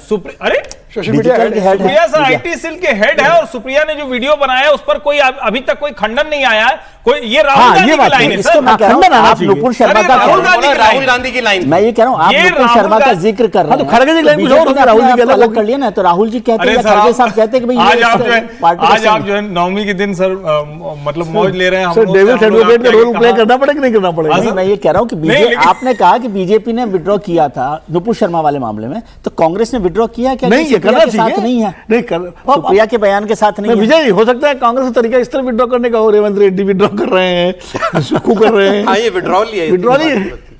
नहीं अब रेवंत रेड्डी को पार्टी से निकाल नहीं दिया जाएगा। राहुल जी की लाइन है, देश में जिसने भी क्रिकेट पर जो खुश हुआ उस पर लानत कांग्रेस भेजना चाहती है। अब आप सोचिए, आपके ऊपर लानत आ रही है तो आप कांग्रेस के साथ कैसा व्यवहार करेंगे, सोचिए। भैया मैं तो खुश हूँ भारत की जीत से। नहीं सर, आपके लानत ऊपर मैंने- लानत मैंने चली तो जाएगी। देखा। आप इतना कुछ कहने के बावजूद लानत चली जाएगी। लानत की ऐसी तैसी मुझे कहा कि लानत जो है, मैं तो बाबा की टीम हमारी टीम जीती, हम खुश हैं, नहीं, हम ये सेलिब्रेट भी ये करेंगे। ठीक है, जनता भी ऐसे ही आप कर मैच रही के है। विरोध में थे लेकिन खुश है कि नहीं खुश है बताइए? बिल्कुल है, बिल्कुल है, बिल्कुल है। अपने जीवन में सुप्रिया सेठ ने इतने ट्वीट डिलीट किए पोस्ट करके, जब पता पड़ा कि ये गलत है तो इस ट्वीट को भी डिलीट कर देती ना वो। क्यों नहीं किया? तमाम ट्वीट वो गलत पोस्ट करती है, बाद में जब सच्चाई सामने आती है वो डिलीट करके भाग जाती है। वो कैसे वापस हो जाते? वीडियो भी तो है, वीडियो भी है ना। नहीं, वीडियो तो इसका घूम रहा है। मतलब ये है ना कि ये लीडरशिप की तरफ से है, ये आदेश देखिए ना, आप इसको हमेशा ट्वीट पर जा रहे हैं। विड्रॉ करती सुप्रिया जी तब कि जब वो खुद करती, खुद ने ये ऐसा लिखा होता तब विड्रॉ कर सकती थी ना, क्योंकि पार्टी लीडरशिप कहती है कि इसको विड्रॉ करो, विड्रॉ कर लेते। लेकिन जो पार्टी लीडरशिप का आदेश है, अब पार्टी उसको रखा पार्टी है। लीडरशिप कोलंबिया से लौटेगी तब आदेश देगी। अरे खड़गे साहब है ना यहाँ पर राष्ट्रीय अध्यक्ष है। अच्छा किया आपने, याद दिला दिया। नहीं खड़गे साहब हैं। याद दिला आज दिया। आज विनोद जी मौज सब राहुल जी की भी याद दिला दी, जो कोलंबिया है। इतने महत्वपूर्ण अवसरों पर भी वो कोलंबिया भी फिर विनोद जी कहेंगे कि उस पर क्यों चर्चा। क्या मोहसिन नकवी भारत की चैंपियंस की ट्रॉफी लेकर पाकिस्तान भाग जाएगा? ये सवाल इस वक्त हर कोई पूछ रहा है। कौन सी ट्रॉफी? जो भी एशिया कप में पाकिस्तान को हरा करके हमने जीती, कौन लेके भाग गया? Asian cricket council, Pakistan cricket board का चीफ और पाकिस्तान का गृह मंत्री मोहसिन नकवी, जिससे भारतीय टीम ने प्रेजेंटेशन सेरेमनी में ट्रॉफी लेने से इनकार कर दिया था और वो वहां पर जिल्लत महसूस करके ट्रॉफी साथ में ही लेके चला गया। अब मोहसिन नकवी आज दुबई से पाकिस्तान जाने वाला, अभी तक वो दुबई में ही था, 3 दिन हो चुके मैच को, और इससे पहले कल एशियन क्रिकेट काउंसिल की मीटिंग हुई थी। इस मीटिंग में बीसीसीआई के हमारे रिप्रेजेंटेटिव मौजूद थे और हमें सूचना यह मिल रही है कि मोहसिन नकवी ने वहां बीसीसीआई से माफी मांगी है और कहा है कि जो कुछ हुआ उस रोज प्रेजेंटेशन सेरेमनी में वो नहीं होना चाहिए था। मोहसिन नकवी ने अपना दर्द बताया, कहा कि 1 घंटे तक टीम इंडिया ने मुझे जोकर की तरह जोकर की तरीके से खड़ा रखा। कुछ लोग कह रहे हैं उसने कार्टून शब्द भी इस्तेमाल किया कि मुझे जोकर या कार्टून की तरह 1 घंटे तक खाली डायस के ऊपर खड़े रहना पड़ा और ये लोग खिलाड़ी लोग मैदान में लेट करके मौज मस्ती कर रहे थे। मेरी बड़ी फजीहत हुई। ये बातें कही हैं एसीसी की मीटिंग में मोहसिन नकवी ने। लेकिन इस सब के बावजूद ट्रॉफी लौटाने को लेकर मोहसिन नकवी अभी भी अपनी बेशर्मी पर अड़ा हुआ है। उसने एक शर्त रख दी है कि अगर ट्रॉफी चाहिए तो टीम इंडिया का कप्तान मतलब सूर्य कुमार यादव मेरे हाथ से ट्रॉफी ले जाएं, दुबई आ जाएं, मेरे दफ्तर में आ जाएं सूर्य कुमार यादव, मैं उनको ट्रॉफी दे दूंगा। ये उसकी शर्त है। शर्त क्या? वो बेसिकली नाक अपनी ऊपर रखना चाहता है, हमारी नीचे करना चाहता है। ये होने वाला नहीं है। तो मोहसिन नकवी की इस शर्त को बीसीसीआई ने सिरे से ही खारिज कर दिया और उसको ये कहा, भरी मीटिंग में ये कहा, भाई जब तुमसे हमने भरे ग्राउंड में ट्रॉफी नहीं ली तो हमारा कप्तान तुम्हारे दफ्तर जाकर तुमसे ट्रॉफी ले लेगा, ये तुम सोच भी कैसे सकते हो? ये सब वहां पर बात हुई। ये भी बताया गया कि वो आदमी इतना अभी अपनी हेकड़ी में है या बेशर्मी में है कि उसने बतौर एसीसी चीफ टीम इंडिया को कंग्रेचुलेट भी नहीं किया। फिर उसके बाद भारत की तरफ से जो 2 प्रतिनिधि थे उस सभा में, उस मीटिंग में, उनमें से एक को एक कहना पड़ा कि आप एसीसी के चीफ हैं, आपने भी जो टूर्नामेंट कराया उसमें जो टीम जीती उसको बधाई तो दे दीजिए। तब जाकर के उस व्यक्ति ने बधाई दी। ये पहली बात। फिर बीसीसीआई कहती रही अपनी बात कि भाई वो ट्रॉफी हमको कैसे मिलेगी, तो वो पहले अवॉइड करता रहा कि किसी और मौके पर किसी और मीटिंग में हम इसकी बात करेंगे। लेकिन जब हमारे बीसीसीआई के लोग अड़ गए कि नहीं, इस पर हमको जवाब दीजिए, तो तब उसने कहा कि हमसे आकर के वो ले जाएं। बीसीसीआई ने उसको ये ऑफर दिया है कि लॉजिस्टिक की सारी जिम्मेदारी हमारी है, तुम हमें ये बता दो ट्रॉफी कहाँ है, हम जाकर के ट्रॉफी कलेक्ट करा लेंगे, अपने आप अपने देश ले आएंगे, तुम्हें इसमें कुछ नहीं करना होगा। अब तो लेकिन अब सवाल सर ये खड़ा हो गया है कि ये ट्रॉफी दुबई में ही रहेगी या पाकिस्तान पहुंच जाएगी? क्योंकि ये आदमी तो पाकिस्तान पहुंचने वाला है थोड़ी देर में। पाकिस्तान तो नहीं ले जाएंगे वो उसको ट्रॉफी को, क्योंकि वो एशिया कप की जो कमेटी है वो वहाँ पर देख रही है उसको, ऐसा नहीं ले जाएंगे। अब वो बेवजह की अड़ाअड़ी कर रहे हैं मोहसिन साहब। पाकिस्तान भी एशिया में ही आता है सर। नहीं, वो पाकिस्तान नहीं ले जाएंगे, दुबई ही रखेंगे। नहीं, वो दुबई मेरे ख्याल से उसका हेडक्वार्टर है, हेडक्वार्टर है, तो उसको वहीं रखेंगे, इसलिए वहाँ नहीं ले जाएंगे। केवल अड़ाअड़ी की बात कर रहे हैं। और कम से कम ये भी स्पोर्ट्समैन स्पिरिट नहीं है कि एक तो जो आप स्पॉन्सर हैं, आयोजक भी हैं, जो जीती है टीम उसको बधाई ना दें फिर उसको करें, बल्कि वो कह सकते थे चलो बात हो गई, उस समय ऐसा हुआ था, अब ले जाइए इसको ट्रॉफी को, क्योंकि वो रख भी लेंगे तब भी उनकी तो नहीं हो जाएगी ना वो ट्रॉफी। क्या करेगा क्या? मैं तो ये कह रहा हूँ। नहीं, उसमें जो हमने एक पॉइंट उस दिन उठाया था मैच के अगले रोज, कल बीसीसीआई ने मीटिंग में बोला कि आपको ये गलतफहमी है कि आप बतौर एसीसी चीफ आप ही ट्रॉफी दे सकते थे। वो उनको बताया गया कि 2022 में जय शाह एसीसी के चीफ थे, बांग्लादेश टूर्नामेंट जीता, लेकिन बांग्लादेश को ट्रॉफी जय शाह ने नहीं दी थी, माफ कीजिएगा श्रीलंका के क्रिकेट बोर्ड के चेयरमैन ने ट्रॉफी दी थी अपने प्लेयर्स को। तो ऐसा होता है। यहाँ पर भी भारत की तरफ से बीसीसीआई की तरफ से कहा गया था कि वो दुबई में जो यूएई को और उसके लोग जो हैं उपाध्यक्ष हैं वो उसको दे दें, तो इसलिए अब इस बात को आगे बढ़ाना मुझे नहीं लगता कि कोई कारण इसमें है। मोहसिन साहब को कहना चाहिए कि भाई ठीक है, बात हो गई। अरे कल मैं सुन रहा था कुछ पाकिस्तान के लोगों की बात, वो ये कह रहे थे, वहां पर इनके एक्स क्रिकेटर कह रहे थे कि भाई भारत को ट्रॉफी चाहिए कि नहीं चाहिए, तय कर लें। उनका कहना था चाहिए तो सीधे सीधे कहो और आखिर ले जाओ, अपने आदमियों को भेजो। हमारा चाहिए का मसला ही नहीं ना, ट्रॉफी तो उनकी हो गई है। एग्जैक्टली, ट्रॉफी तो हमारी है, तुमने देनी है। दूसरा ले, अब ये भी कहा जा रहा है कि ये व्यक्ति इतनी बेशर्मी जो है, हो सकता है आदमी कितना भी बेशर्म हो सकता है, तो हो सकता है इनकी अपनी काबिलियत हो, लेकिन लोग कह रहे हैं कि ये आसिम मुनीर के दम पर ये व्यक्ति कूद रहा है। थोड़ा सा मैं इस आदमी का प्रोफाइल आपको बताता हूँ। ये व्यक्ति जो है, वैसे कहना पड़ेगा कि सेल्फ मेड आदमी है। कम उम्र में इनके माता पिता गुजर गए थे इस व्यक्ति के, इनको इनके रिश्तेदार ने पढ़ाया लिखाया, बड़ा किया। सरकारी कॉलेज में पढ़े लाहौर के, और उसके बाद फिर ये पढ़ाई करने के लिए अमेरिका चले गए। ये CNN के दक्षिण एशिया ब्यूरो चीफ हो गए थे, हाँ, पत्रकार थे, CNN पत्रकार थे, और उन्होंने इनको फिर भेज दिया पाकिस्तान वापस, और यहाँ पर इन्होंने 3-4-6 चैनल खोले, तो खूब पैसा वैसा कमाया।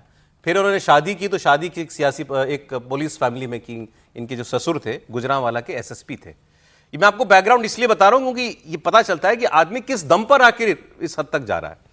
वो जो इनके ससुर साहब थे वो पॉलिटिकली बहुत कनेक्टेड आदमी था, वो पाकिस्तान के पूर्व डेप्यूटी PM वगैरह के रिश्तेदार वगैरह भी थे। फिर धीरे धीरे इस, और जो हमने ये भी बताया था आपको कि इनकी जो बीवी हैं वो आसिम मुनीर की रिश्तेदार, जी, आसिम मुनीर की पत्नी इनकी दूर की रिश्तेदार लगती हैं। तो ये सारी बातें हैं, और गृह मंत्री बन जाना पाकिस्तान जैसे देश का, PCB का चेयरमैन बन जाना, और कुल जमा उम्र इनकी है 46 साल। दिखने में लगता नहीं है आदमी, लेकिन यंग आदमी 46 साल का आदमी है। तो यंग अचीवर है, सत्ता के बहुत करीब है, और सत्ता के जो टॉप लीवर है उसके बहुत करीब है, आर्मी चीफ के बहुत करीब है। तो क्या ये सब कुछ जो है वहीं से जो है डायरेक्टेड है क्या त्रिपाठी जी? नहीं, मुझे लगता है ये तो होता ही है, लेकिन सत्ता के करीब होना वहां उससे ज्यादा आप समझिए अपमान का जो कहते हैं ना कि इतना ज्यादा वो हो गया है कि उसको कैसे हम कुछ और तरीका निकालें, कोई तो कर दें, अपना ही थप्पड़ मार के मुंह लाल करने वाला हाल है। बेइज्जती बर्दाश्त हो नहीं रही, लेकिन उसको कुछ कर भी नहीं रहे। एक बार सोचा कि चलो इस बार मौका मिल जाएगा, फिर वो पोस्टर जारी कर दिया था अपने जवानों को, फाइटर जेट के जो पायलट होते हैं उनके, उसमें अपने खिलाड़ियों को। तो मुझे लगता है कि ये उससे ज्यादा है। ये देश के तौर पर, उस इस्टेब्लिशमेंट के तौर पर जो पाकिस्तान में रूल कर रहा है, उसको भयानक बेइज्जती लग रही है। उसको बार बार लग रहा है कि हम हर जगह अपमानित होते हैं, युद्ध के मैदान में, खेल के मैदान में, डिप्लोमेसी में, बड़े मंचों पर। उसको लग रहा है कि ये एक तरीका है, एक कुर्सी हमारे पास है ACC चीफ की, और हो सकता है कि हम इससे कुछ कर लें। अब उनकी जो कहें कि समझ है जितनी, उतना ही काम करेंगे। कुछ ठीक तरीके से करते तो शायद भारतीय टीम पर कुछ सवाल उठा पाते, कुछ शायद वो कह पाते कि नहीं उन्होंने तो ये काम किया, लेकिन हम तो बहुत बड़े दिल वाले, हमने ही कर दिया। वो भी नहीं कर पाए। तो मुझे लगता है कि वो जहां अपमान के दलदल में, बेइज्जती के दलदल में घुसे हुए हैं, वहां से निकलने की कोशिश कर रहे हैं, और दलदल में तो हाथ पांव मारने। हमें तो ये सिखाया, हमें तो ये बड़े बुजुर्गों ने सिखाया, जहां तुम्हारा अपमान हो रहा हो वहां एक सेकंड भी ना रुको। तो तुम वहां 1 घंटा क्यों बेइज्जत होते रहे? जो कह रहे हैं कि मैं कार्टून की तरह खड़ा था वहां पर, किसने कहा था आपको? आप चले जाते। हम तो कह चुके थे, आपके बगल में एक शेख खड़े थे, हमने कहा था इनसे ट्रॉफी दिलवा दो हमको। पहले ये कर लेना चाहिए था, कोई इशू ही नहीं बनता। ये पहले कर लेना चाहिए था कि उन्हें मालूम था जो जिस माहौल में मैच हुआ, खिलाड़ी हाथ नहीं मिला रहे हैं, उसके बाद ड्रेसिंग रूम में दरवाजा बंद हो रहा है, तो ऐसे माहौल में इनको, नकवी साहब को समझ लेना चाहिए था कि भाई ये माहौल ठीक नहीं है। वो शेख साहब से कहते हैं, दुबई वाले जो थे, जो वाइस चेयरमैन है, कि आप दे दीजिएगा, हम झंझट में क्यों पड़े, और ग्रेस होती उससे उनकी, और आकर टीम को बधाई देते, उनको, सूर्य कुमार को से हाथ मिलाते, बधाई देते उनको, कहते भाई कॉन्ग्रेचुलेशंस फॉर योर विक्ट्री। तो मुझे लगता है कि उन्हीं के देश का सर ऊंचा होता, पाकिस्तान का ही, कि भाई चलो खिलाड़ियों ने जो किया वो दिखा करके अपने एक्शन और गन फायर वगैरह का दिखा के, वो अलग बात है। खिलाड़ी नासमझ होते हैं, कम उम्र के होते हैं, कच्ची उम्र होती है, 20, 22, 23, 24 साल के लड़के होते हैं। तो ये चुन सकते थे ग्रेसफुल बिहेवियर। लेकिन ये तो मैच्योर होम मिनिस्टर वहाँ के, 46 साल की उम्र, पत्रकार रहे हैं, एशिया चीफ रहे हैं, उसके CNN की, सब कुछ इतना सब इनका बैकग्राउंड है। तो अगर ये एक परिपक्व व्यवहार दिखाते, ठीक है, तो पाकिस्तान की ही मतलब ये उम्मीद करना शायद ज्यादा हो जाता है हमारा कि मैच्योरिटी शो करें। खैर आइए, अब मैं आपको बता देता हूं ट्रंप साहब क्या कर रहे हैं। ट्रंप कल पूरा दिन जो है वॉर खेल रहे थे। कल बहुत डेस्परेट नजर आ रहे थे ट्रंप, और एक बार फिर उनका एक दर्द जो है वो सामने आया। हुआ ये कि ट्रंप अमेरिकी सैन्य अधिकारियों को संबोधित कर रहे थे, और वहां उन्होंने एक बार फिर नोबेल पीस प्राइज को लेकर बयान दिया और कहा कि मैंने 8 जंगें रुकवा दी, 7 से 8 हो गई बाय द वे। आज तक ऐसा किसी राष्ट्रपति ने नहीं किया। हाँ, 8 महीने में 8 युद्ध रोकने का कारनामा इतिहास में किसी ने नहीं किया, लेकिन मुझे नोबेल प्राइज नहीं मिलेगा। ये कितना दुर्भाग्यपूर्ण है, आप समझ सकते हैं। ये मैं नहीं कह रहा, वो कह रहे हैं। उन्होंने कहा कि ट्रंप के माइंड पर किताब लिखने वाले को नोबेल मिल सकता है, कि मतलब मेरे दिमाग पर कोई किताब लिखे तो उसको तो नोबेल मिल जाएगा, लेकिन मुझे नहीं देंगे। If this works out, we'll have 8 in 8 months. That's pretty good. Nobody's ever done that. Will you get the Nobel Prize? Absolutely not. They'll give it to some guy that didn't do a damn thing. they'll give it to a guy that wrote a book about the mind of Donald Trump and what it took to solve the wars, and he'll get the Nobel Prize will go to a writer. ऐसे ये बात सही वो कह रहे हैं कि इनके दिमाग पर कोई किताब लिखे तो उसको तो इनाम मिलना चाहिए कि भाई ऐसा दिमाग कोई आदमी समझ पाए, उस पर किताब भी लिख दे। क्योंकि ये नोबेल पीस प्राइज की बात जिस इवेंट में कर रहे थे वो इवेंट क्या था? वो इवेंट ये था कि डिपार्टमेंट ऑफ डिफेंस को इन्होंने डिपार्टमेंट ऑफ वॉर बना दिया और वो सारा भाषण इनके सैन्य अधिकारियों के सामने, वहां बड़े बड़े जनरल्स, बड़े बड़े एडमिरल्स बैठे हुए थे, एयरफोर्स के लोग बैठे हुए थे, वो भाषण ही ये था, युद्ध की तैयारी करो, युद्ध की तैयारी करो। किसी के सामने, हम किसी के सामने जो है कहीं भी कमतर नहीं हो सकते हैं। और आगे तो उन्होंने ये तक कह दिया कि अपने अफसरों की कोई धमकी भी दे दी कि जब वो संबोधित कर रहे थे उन्होंने कहा कि अगर कोई मुझे पसंद नहीं आया तो मैं ऑन द स्पॉट उसे फायर कर दूंगा। इस इवेंट में जाने से पहले सुनिए। अब सवाल यह कि ट्रंप अब अपनी फौज के पीछे क्यों पड़ गए? अमेरिका जंग की तैयारी क्यों कर रहा है? जिस तरह की तैयारी और तेवर ट्रंप के हैं उससे लगता यह है कि अमेरिका कुछ बड़ा सोच रहा है। कल अमेरिका के रक्षा मंत्री पीट हेग्सेथ ने भी एक बयान दिया जिससे काफी कुछ साफ हो गया। सैन्य अधिकारियों से उन्होंने कहा कि हर पल युद्ध के लिए तैयार रहना, हमें कोई जंग डिफेंड करने के लिए नहीं, जीतने के लिए, दुश्मन का सफाया करने के लिए लड़नी है। We are preparing every day. We have to be prepared for war, not for defense. We're training warriors, not defenders. We fight wars to win, not to defend. War is something you do sparingly, on our own terms, and with clear aims. We fight to win. Sameer जी, क्या मामला है? Trump Nobel भी चाहिए और कह रहे हैं कि वॉर के लिए तैयार रहो। देखिए, ट्रंप साहब कह रहे हैं कि 8 वॉर उन्होंने रुकवा दी है, उसको सफलता के रूप में देख रहे हैं। लेकिन ट्रंप साहब कल अपना बिल पास नहीं करा पाए, फंडिंग बिल पास नहीं करा पाए, वो गिर गया। तो आज वहाँ शटडाउन शुरू हो गया। मतलब वहाँ जिस तरीके से स्थिति हुई, सैलरी देने के लिए पैसा नहीं है अमेरिका के पास। ये एक बड़ी हार ट्रंप की अगर देखें तो संसद के वहाँ सीनेट में उनकी हुई है।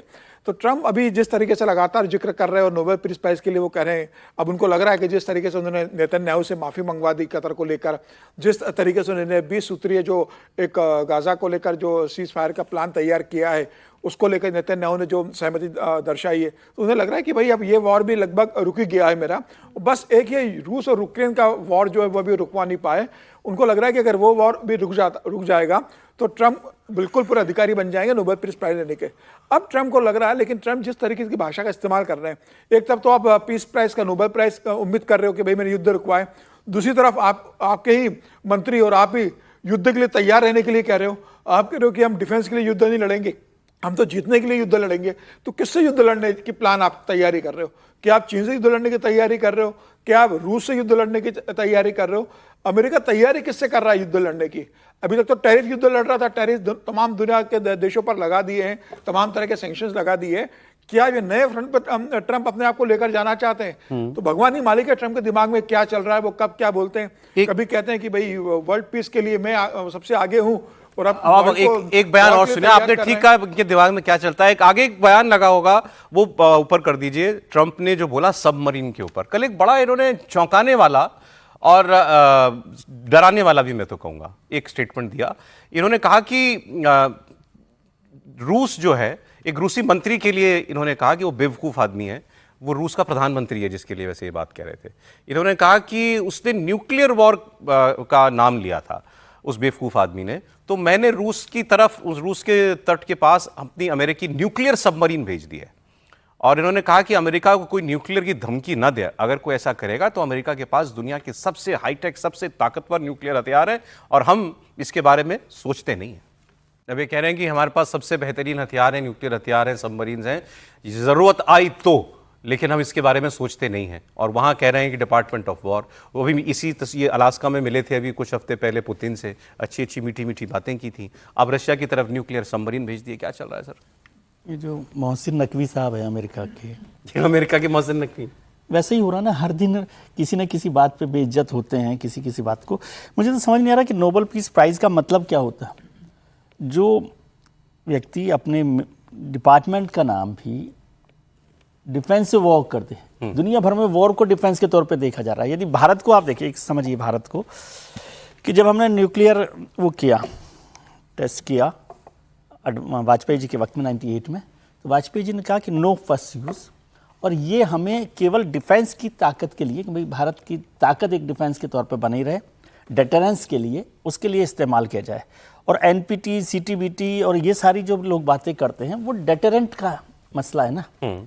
और डेटरेंट के बिना आप वॉर की बात करके, एक तो मिनिस्ट्री का नाम बदलना भी एक अपने आप में वो है, एक्सप्रेशन है, कोई ऐसा नहीं है कि केवल नाम बदल सारी पोस्टरिंग अग्रेसिव है। हाँ, एग्रेसिव है, यही बात मैं कह रहा हूँ, पोस्टरिंग। और फिर आप कह रहे हो रशिया पर मैं सबमरीन भेज दूंगा, वहाँ पर न्यूक्लियर सबमरीन भेज दूंगा।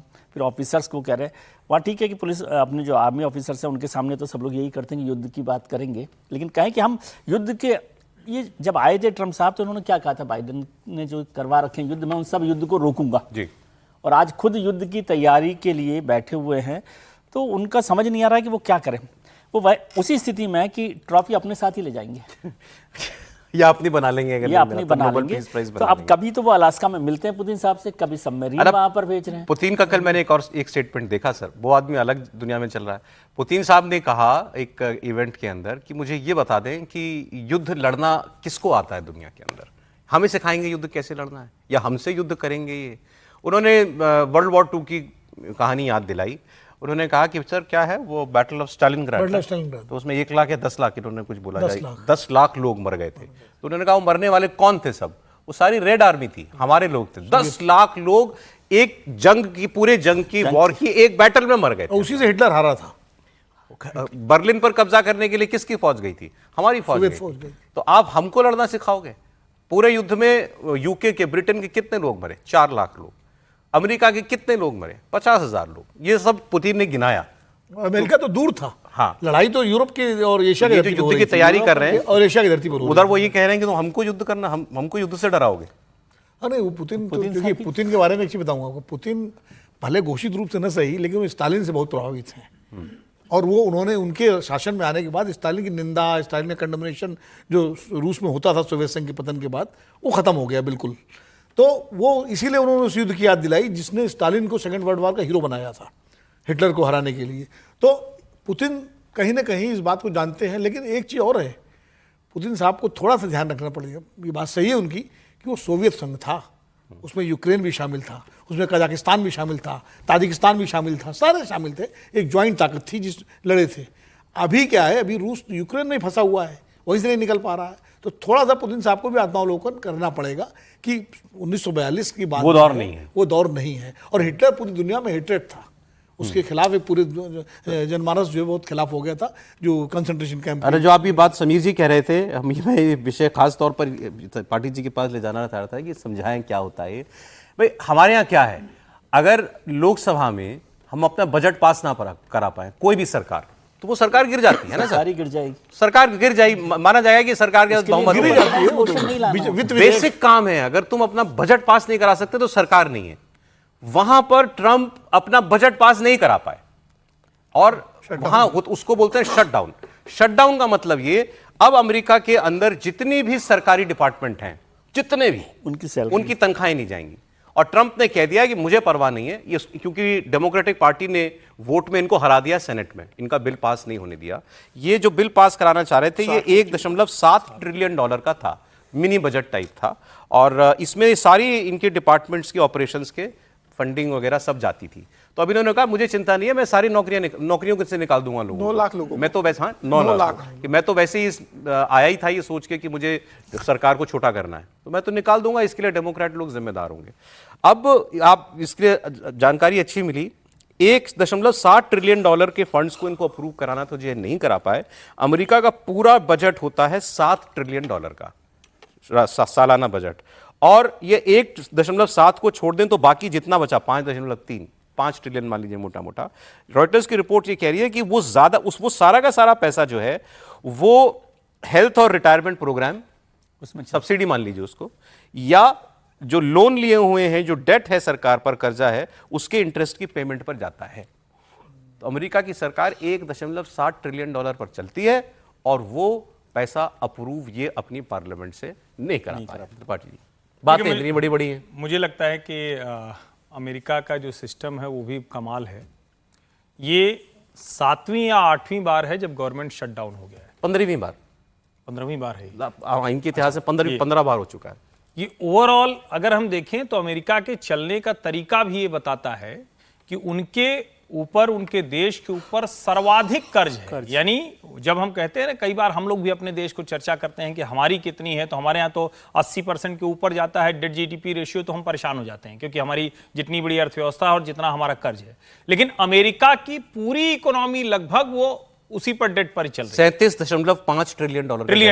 दूसरा, जब हम ये कहते हैं कि कैसे काम चल रहा है, तो सरकारी खजाने पर रोक लग गई एक तरह से, चूंकि अब आपके पास पैसे नहीं है तो आप उनको नहीं दे पाएंगे, पैसे नहीं दे पाएंगे। लेकिन शटडाउन का मतलब ये बिल्कुल नहीं होता है कि सरकार बंद हो गई या सरकार गिर जाएगी। हालांकि ये होना चाहिए, ये अमेरिकी प्रोविजन में नहीं है, लेकिन अब इस पे सप्लीमेंट्री आएगा और कुछ रास्ते निकालकर दोनों तरफ से सहमति बनाई जाएगी। कमाल की बात यह भी है कि अगर डॉलर का डोमिनेशन खत्म हो जाए तो ये जो 5.3 ट्रिलियन डॉलर आप कह रहे हैं, उसका भी एक बड़ा हिस्सा इनके पास नहीं रह जाएगा, क्योंकि अभी एक्सचेंज वैल्यू के आधार पर इनको बहुत बड़ा पैसा आ जाता है दुनिया के देशों से। तो ओवरऑल अगर कहें तो अमेरिकी अर्थव्यवस्था एक ऐसे सेठ की तरह है जो सबको कर्जा देकर उसके ब्याज से चला रही है। उसके पास इतना भी पैसा नहीं है कि जो उसको चलाने के लिए जो लोग रखे हुए उनको भी पैसा वो दे पाए। लेकिन चूंकि वही कहा जाता है ना कि अमेरिकन अपने आप को बचाए रखने के लिए, बनाए रखने के लिए अलग अलग डीप स्टेट चलाते हैं। ये एक फाइनेंशियल डीप स्टेट है जिसके खिलाफ दुनिया को खड़ा होना चाहिए। हमने आपको ट्रंप की बहुत सारी बातें दिखाई, सुनवाई, उनको नोबेल चाहिए, एक बार फिर बोल पड़े 8 जंगें रुकवा दी, अब तो दे दो, नहीं मिल रहा है। अब 8वीं कौन सी जुड़ी थी उसमें? ये गाजा और हमास और इजराइल वाली जंग रुकी नहीं है।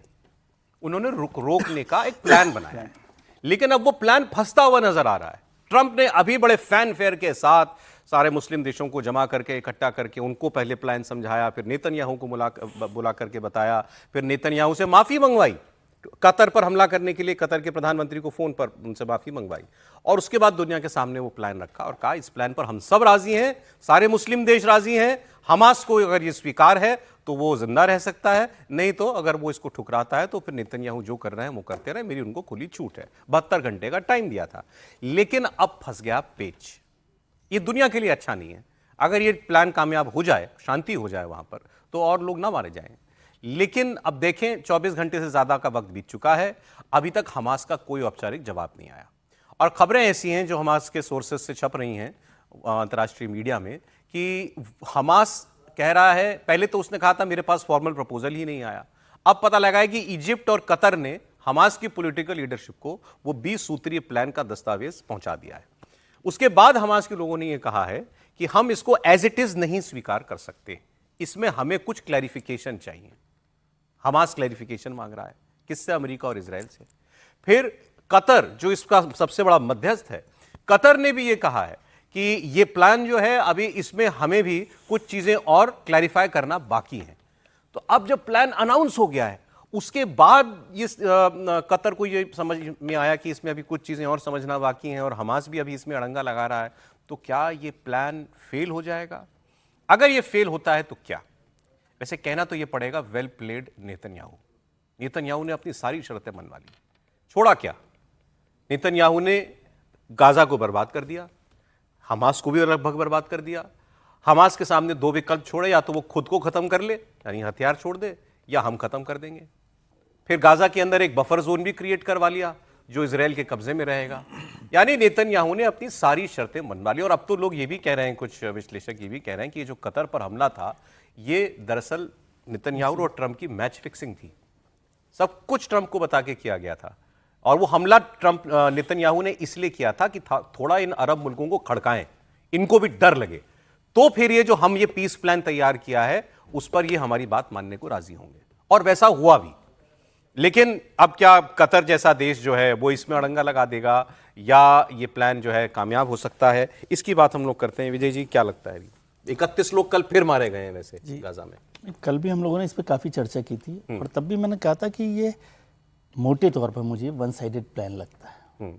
मतलब हमास के खिलाफ, जो आप जिसको इजराइल के लिए वेल प्लेड कह रहे हैं, वो वैसा का वैसा ही मतलब हुआ उसका। और क्या हमास इसके लिए तैयार होगा? देखिए, जो लोग जिहादी किस्म के होते हैं, जिहादी कहना चाहिए उनको, वो इतना आसानी से नहीं मानते हैं, क्योंकि उन्हें मरने का खौफ ही नहीं होता, मरने का डर नहीं होता।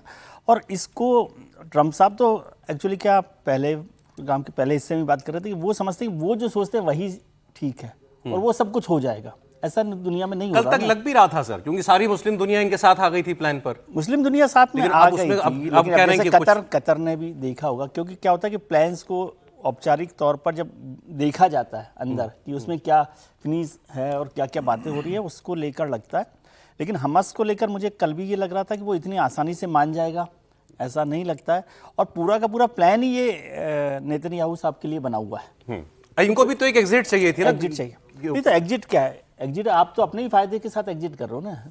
वही, हाँ, तो वो थोड़ा सा मुश्किल है। लेकिन फिर भी जिस तरह से मुस्लिम देश उनके साथ खड़े हुए हैं, आज नहीं कल देर सवेर ये हो जाएगा। मतलब एकदम इतना आसानी से होता है। अमेंडमेंट्स होंगे। हाँ, अब एक मैं कल भी कह रहा था कि इसमें कुछ अपनी शर्तें जो है जुड़वाने की कोशिश करेंगे। वो जैसे अभी पढ़ रहा हूँ कि अगर इजराइल ने शर्त तोड़ी तो क्या होगा, इसका भी तो कुछ इंतजाम होना चाहिए।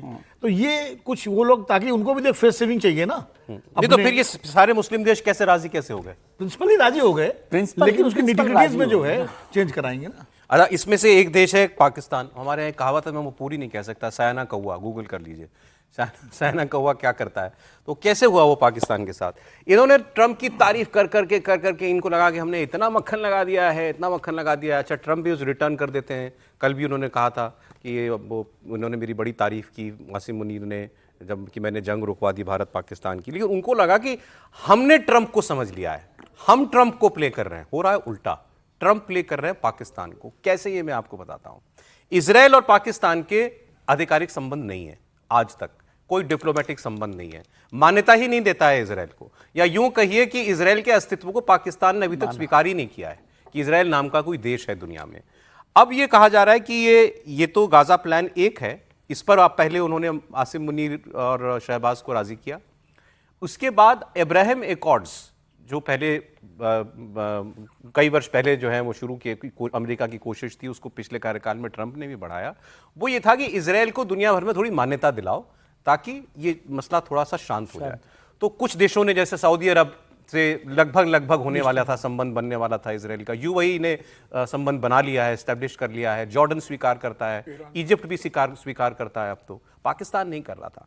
अब पाकिस्तान के ऊपर दबाव है कि वो डिप्लोमेटिकली, राजनयिक तौर पर इजराइल को स्वीकार कर ले। और जैसे ये खबर आई, इमरान खान जेल में एक्टिव हो गए। उन्होंने एक चिट्ठी निकाली और कहा कि इन्होंने तो फिलिस्तीनियों को बेच दिया।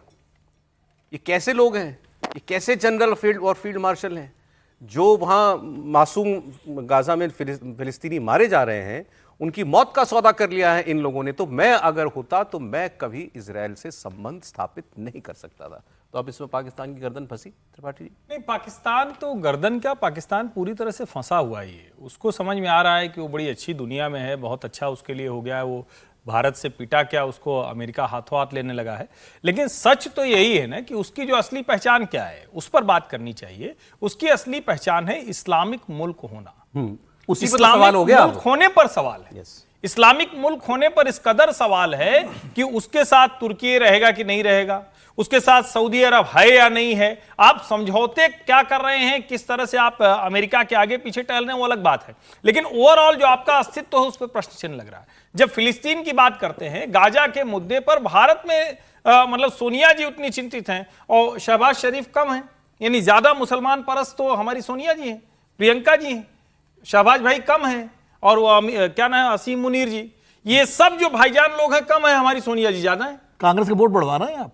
नहीं, मैं तो सर एक तथ्य रख रहा हूं, वस्तु स्थिति रख रहा हूं। अब ऐसे में अगर मूल आपका खिसकता है तो यकीन मानिए आप भले सोचते रहें क्या होगा, लेकिन उसका झटका तगड़ा लगेगा। और इमरान खान को पता है कि सही समय चोट कर दो। वो जेल के अंदर है, उनको पता है कि सही समय चोट कर इन्होंने दो। कितना भी आईएसआई और सेना काम करे, लेकिन उसका भी मूल वही है, इस्लाम। बिल्कुल। और जब उसमें चोट लगेगी तो खड़ा होकर अभी तो 70 साल से वही अफीम जनता को भी तो खिला रहे हैं ना। तो वो वहां वो गाजा के नाम पर वो भी नाराज होंगे कि आप गाजा का समझौता आप कैसे कर सकते हैं? नहीं, उसमें आप मुनीर साहब को समझ में आया होगा जो कहा जाता है कि नो फ्री लंचेस। बिल्कुल, लंच कोई फ्री में मिलता नहीं है। तो जो लंच खा के आए, जो लंच खा कर आए, क्योंकि वो बहुत स्टेप बाय स्टेप समझ रहे हैं ना कि आप वहां पर पहुंच गए और आप ऐसा संबंध बना लें कि आप गोदी में बैठे हुए हैं, तो फिर कैसे मना करेंगे। और फिलिस्तीन पर पाकिस्तान की राय बदलना तो पूरे देश में एक अलग तरीके का बहस होगी ना। और इमरान खान साहब ने सही उसको लिया। इसको आप समझिए ना, भारत की एक डिप्लोमेटिक पॉलिसी है, वो देशों के तौर पर रिकग्नाइज करता है फिलिस्तीन को और इसराइल को, दोनों को। पाकिस्तान तो ऐसा नहीं कर रहा, क्योंकि पाकिस्तान को देश को मान्यता नहीं देनी। अरे ये तो कहते हैं हम बम, इनके लोग तो कहते हैं हम न्यूक्लियर बम चला दें इसराइल पर। हाँ, तो वही कह रहा हूँ ना, तो इसलिए, और ईरान वहां को से देने जा रहे आकर अब आप गोद में बैठे हुए हो ट्रंप साहब के, उनको नोबेल प्राइज भी दिलवा रहे हो, लंच भी कर लेंगे, तो फिर कहीं ना कहीं तो मुश्किल में फंसते ही, कहीं ना कहीं बिल देना पड़ेगा। बिल देना पड़ता है। अब दूसरा बिल कहां फट रहा है पाकिस्तान का? पीओके में।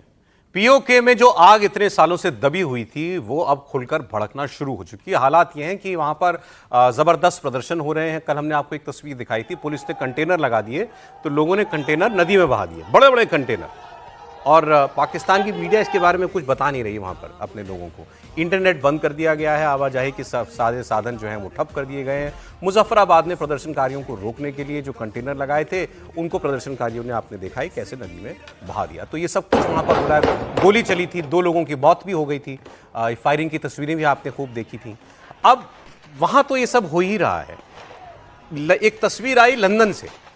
लंदन में पाकिस्तान के उच्चायोग के बाहर कश्मीरी लोग पहुंचे और उन कश्मीरी लोगों ने वहां पर जोरदार धरना दिया, जोरदार लाउड स्पीकर पर नारे लगाए और मजबूर होकर लंदन हाई कमीशन में पाकिस्तान के राजदूत को या उनके जो भी और राजनयिक होंगे उनको सड़क पर उतरना पड़ा, उनकी मांगें सुननी पड़ी और उन्होंने साफ साफ कहा कि तुम्हारे देश की फौज ने मासूम कश्मीरियों को कत्ल किया है। तो हमारी मांग है कि पाकिस्तान की सेना, पाकिस्तान की सरकार अपनी पुलिस और अपनी सेना को पीओके से वापस ले। अब तुम्हारी मौत है, अब तुम्हारी मौत है।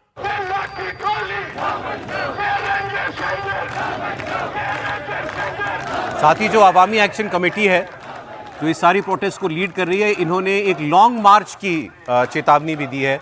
अब देखिए कि इस सब से जो है पाकिस्तान की सरकार कैसे निपटती है। लंदन की तस्वीरें वो आपको मैं थोड़ी देर में जो है वो दिखाने वाला हूं। यानी पीओके का मसला इंटरनेशनल हो रहा है। नहीं, देखिए, पीओके के लोगों ने कभी भी पाकिस्तान को स्वीकार नहीं किया है। 47 में जब देश बटा तो पीओके को, पाकिस्तान को कबाइलियों के वेश में पाकिस्तानी फौज आई और कबाइलियों को भड़का करके उन्होंने कश्मीर के उस हिस्से पर कब्जा कर लिया। लेकिन पीओके के लोगों ने कभी भी पाकिस्तान की हुकूमत को माना नहीं है। हमेशा उनकी मांग हमेशा ये रही है, मैं तो नहीं कहूँगा कि वो हिंदुस्तान के साथ जोड़ना चाहते हैं, वो पाकिस्तान से अलग होना चाहते हैं, ये तो पक्का है। हिंदुस्तान में कुछ लोग हो सकता है आना चाहें ना आना चाहें, लेकिन ओवरऑल जो पीओके का मानस है वो पाकिस्तान से अलग होने का है। और देखिए, पाकिस्तान बार बार जो बात करता है ना कि संयुक्त राष्ट्र संघ का प्रस्ताव लागू करो जो नेहरू जी ले गए थे, उसकी पहली शर्त क्या है? वो प्लेबिसाइड की बात करते हैं, पहली शर्त है कि पहले डिमिलिटराइज करिए पीओके को, उसको मानने को तैयार नहीं है। सेना, सुरक्षा बल सारे वो जो है पहले पीओके से हटेंगे तब आप उसकी बात करें, तो आधी बात करते हैं। हालांकि वो भी शिमला समझौते के बाद उससे कोई मतलब नहीं रहा, खत्म हो गया। लेकिन पीओके के अंदर पाकिस्तान का जो कब्जा है वो जबरदस्ती का कब्जा है, फौज के दम पर कब्जा है और हमेशा इस तरह की खबरें आती रहती हैं। और इसीलिए पाकिस्तान ने अपने आतंकवादी ठिकानों का जो लॉन्चिंग पैड थे पीओके बना रखे थे। उनको ये था कि हमला भी होगा, भारत अगर आतंकवादी ठिकानों पर हमला करेगा तो मरेंगे तो पीओके के लोग। लेकिन इस बार ऑपरेशन सिंदूर में हमने पीओके से ज़्यादा बहावलपुर और उनके सारे मुरीद के वगैरह जो ठिकाने थे, जो मेन लैंड पाकिस्तान है, वहाँ पर हमला किया। तो पाकिस्तान खबर आई ना कि खैबर पख्तूनख्वा में सारे आतंकी बेस शिफ्ट कर रहे हैं, क्योंकि वो अफगानिस्तान के बॉर्डर पर है, उनको लगता दूर है, लेकिन हमारी मिसाइलों की रेंज से बाहर कुछ भी नहीं है। ये पाकिस्तान को समझना चाहिए। दूसरी बात यह है कि पाकिस्तान में जो डोमिनेशन है वो पंजाब का है, सब कुछ वहाँ पंजाब के लिए है। सिंध वाले तो असंतुष्ट हैं पाकिस्तान से, जियो सिंध का आंदोलन बहुत लंबे समय तक चला।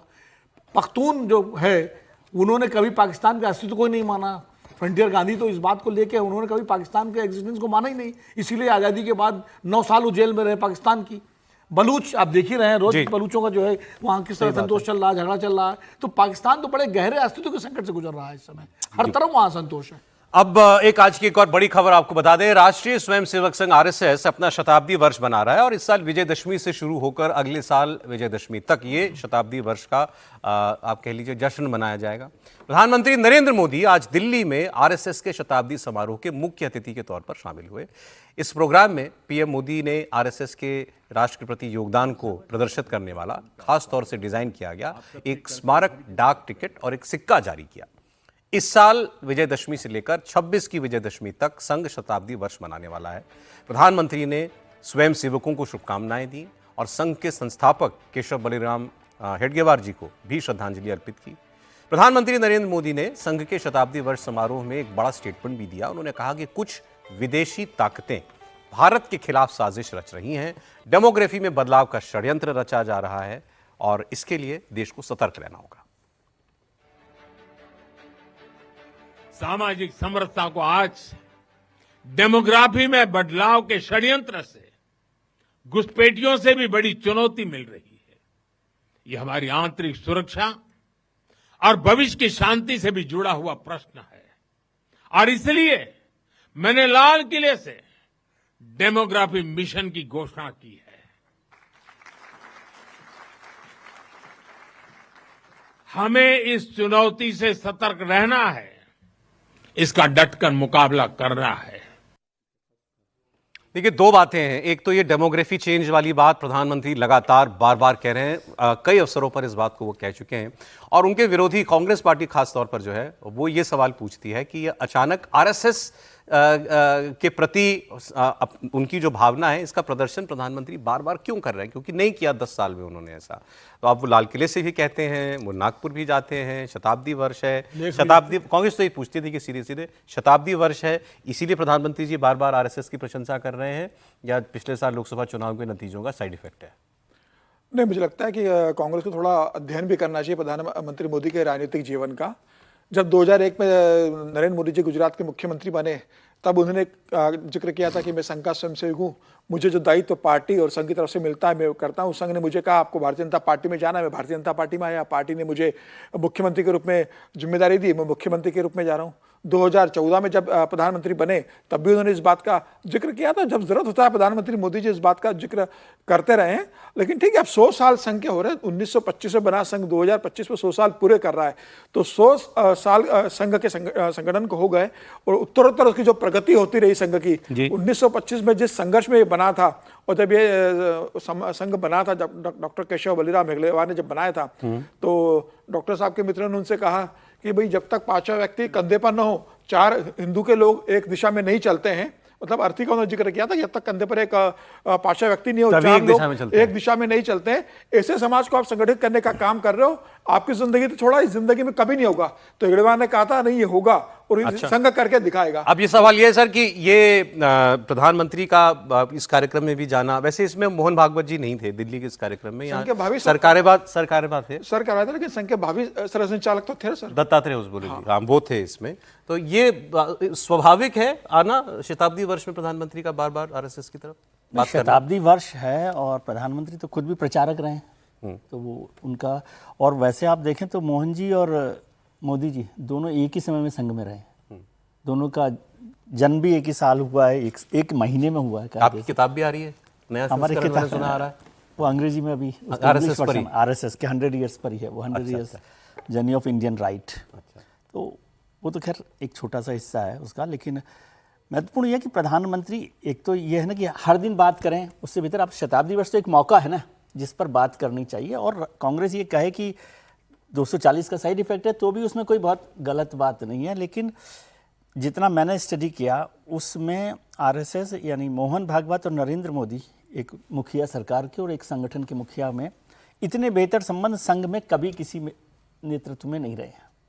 हमारे यहाँ तो इतनी कंट्रोवर्सी स्टोरीज चली है कि नहीं बनती साहब संघ की नहीं, बीजेपी की नहीं बन रही है। हाँ, नहीं, जितना मेरे को समझ में आता है उसमें दोनों लोगों में कोई उस तरह they are on best of terms और उसमें कोई कारण नहीं है। यदि सरकार के कार्यकाल में देखें तो संघ के जितने एजेंडा पर काम हो सकता था वो काम मोदी सरकार ने किया। सर बाकी दोनों की बात आ जाएगी, तो शॉर्ट में जी आज मोदी जी का जाना इस कार्यक्रम में, नहीं, मुझे लगता है कि ये कोई जाना खबर नहीं है, न जाते तो खबर होती। और आरएसएस का 100 वर्ष हो गया है, आरएसएस की ही वजह से नरेंद्र मोदी यहाँ हैं, ये कोई मतलब कोई बार बार कहे तो नहीं।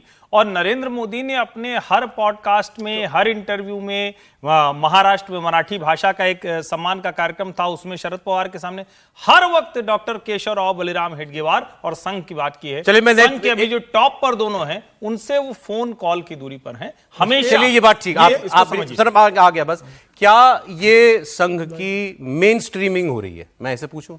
संघ मेन स्ट्रीम में है, कुछ लोग स्वीकार नहीं कर रहे थे सत्ता की वजह से, अब सत्ता बदल गई तो मजबूरी में स्वीकार कर रहे हैं। देखिए, आरएसएस की वजह से नरेंद्र मोदी प्रधानमंत्री हैं और नरेंद्र मोदी की वजह से आरएसएस का भी विस्तार हुआ है पिछले 10 सालों में। हर जगह। तो दोनों एक दूसरे के पूरक हैं इस समय, और नरेंद्र मोदी की जरूरत आरएसएस है और आरएसएस की जरूरत नरेंद्र मोदी है। नहीं सर, इसलिए वहां नहीं, मेरी राय है ना, संघ को किसी की जरूरत नहीं है। प्रधानमंत्री आते जाते रहेंगे, नेता आते जाएंगे, वो सही बात है, संघ अपने कारण है, संघ अपने स्वयंसेवकों प्रचारकों के कारण। मेरी बात पूरी होने दीजिए, मेरी बात पूरी। जब नेता होता है तभी संगठन आगे बढ़ता है। अटल जी नेता बने तब संगठन आगे बढ़ा, नरेंद्र मोदी नेता बने तब संगठन आगे बढ़ा, वरना 1925 से लेकर के 1996 तक संघ की सरकार नहीं बन पाई भारत में। जब अटल बिहारी वाजपेयी नेता के रूप में है तब सरकार बनी। संघ हमेशा से मेन स्ट्रीम में था। आप मानते हैं वो कह रहे हैं संघ हमेशा से मेन स्ट्रीम बिल्कुल नहीं था, मैं नहीं मानता। अब आया मेन स्ट्रीम में। यही वो सोच है जो विनोद जी कह रहे हैं। तो ठीक है, कैसे मेन स्ट्रीम में नहीं है? डॉक्टर केशवराव बलिराम हेडगेवार विदर्भ प्रांत के कांग्रेस के नेता थे या नहीं थे? तथ्य के तौर पर कांग्रेस के नेता थे ना। और मैं ये भी कह रहा हूं, यानी संघ बनाएगा कोई और कांग्रेस छोड़ देगा तो उसकी मेन स्ट्रीमिंग नहीं होगी। संघ को समाज की जरूरत है, किसी के मेन स्ट्रीम की परिभाषा अलग है, मेरी अलग है। चलिए, संघ समाज में है, इसीलिए थी या नहीं थी इस पर विवाद हो सकता है। अब है इस पर तो कोई विवाद नहीं है सर। बहुत सर समय नहीं सर, समीक्षक से पूछ लीजिए। एक लाइन में कहना चाहता हूं कि संघ से आप मोहब्बत कर सकते हैं, आप उससे नफरत कर सकते हैं, लेकिन आप उसे इग्नोर नहीं कर सकते। बिल्कुल ठीक। पिछले साल लोकसभा चुनाव के नतीजों का साइड इफेक्ट है। नहीं, मुझे लगता है कि कांग्रेस को थोड़ा अध्ययन भी करना चाहिए प्रधानमंत्री मोदी के राजनीतिक जीवन का। जब 2001 में नरेंद्र मोदी जी गुजरात के मुख्यमंत्री बने तब उन्होंने जिक्र किया था कि मैं संघ का स्वयंसेवक हूँ, मुझे जो दायित्व पार्टी और संघ की तरफ से मिलता है मैं करता हूँ। संघ ने मुझे कहा आपको भारतीय जनता पार्टी में जाना है, मैं भारतीय जनता पार्टी में आया। पार्टी ने मुझे मुख्यमंत्री के रूप में जिम्मेदारी दी, मैं मुख्यमंत्री के रूप में जा रहा हूँ। 2014 में जब प्रधानमंत्री बने तब भी उन्होंने इस बात का जिक्र किया था। जब जरूरत होता है प्रधानमंत्री मोदी जी इस बात का जिक्र करते रहे हैं।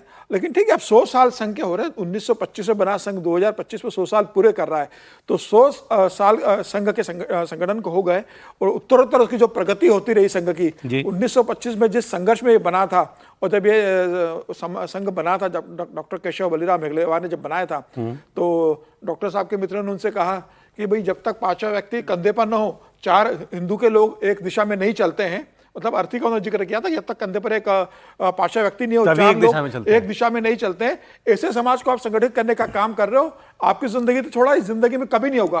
तो हेडगेवार ने कहा था नहीं ये होगा और संघ करके दिखाएगा। अब ये सवाल ये है सर कि ये प्रधानमंत्री का इस कार्यक्रम में भी जाना, वैसे इसमें मोहन भागवत जी नहीं थे दिल्ली के इस कार्यक्रम में, यहाँ सरकारेबाद थे, लेकिन संघ के भावी सरसंचालक तो थे सर, दत्तात्रेय बोले वो थे इसमें। तो ये स्वाभाविक है आना शताब्दी वर्ष में प्रधानमंत्री का बार बार आरएसएस की तरफ बात करना। शताब्दी वर्ष है और प्रधानमंत्री तो खुद भी प्रचारक रहे हैं, तो वो उनका। और वैसे आप देखें तो मोहन जी और मोदी जी दोनों एक ही समय में संघ में रहे, दोनों का जन्म भी एक ही साल हुआ है, एक महीने में हुआ है। आपकी किताब भी आ रही है, नया हमारे किताब सुना आ रहा है, वो अंग्रेजी में अभी आरएसएस के 100 ईयर्स पर ही है, वो 100 years journey of Indian right. तो वो तो खैर एक छोटा सा हिस्सा है उसका, लेकिन महत्वपूर्ण यह कि प्रधानमंत्री एक तो ये है ना कि हर दिन बात करें, उससे भीतर आप शताब्दी वर्ष तो एक मौका है ना जिस पर बात करनी चाहिए। और कांग्रेस ये कहे कि 240 का साइड इफेक्ट है तो भी उसमें कोई बहुत गलत बात नहीं है, लेकिन जितना मैंने स्टडी किया उसमें आरएसएस यानी मोहन भागवत और नरेंद्र मोदी एक मुखिया सरकार के और एक संगठन के मुखिया में इतने बेहतर संबंध संघ में कभी किसी नेतृत्व में नहीं रहे हैं।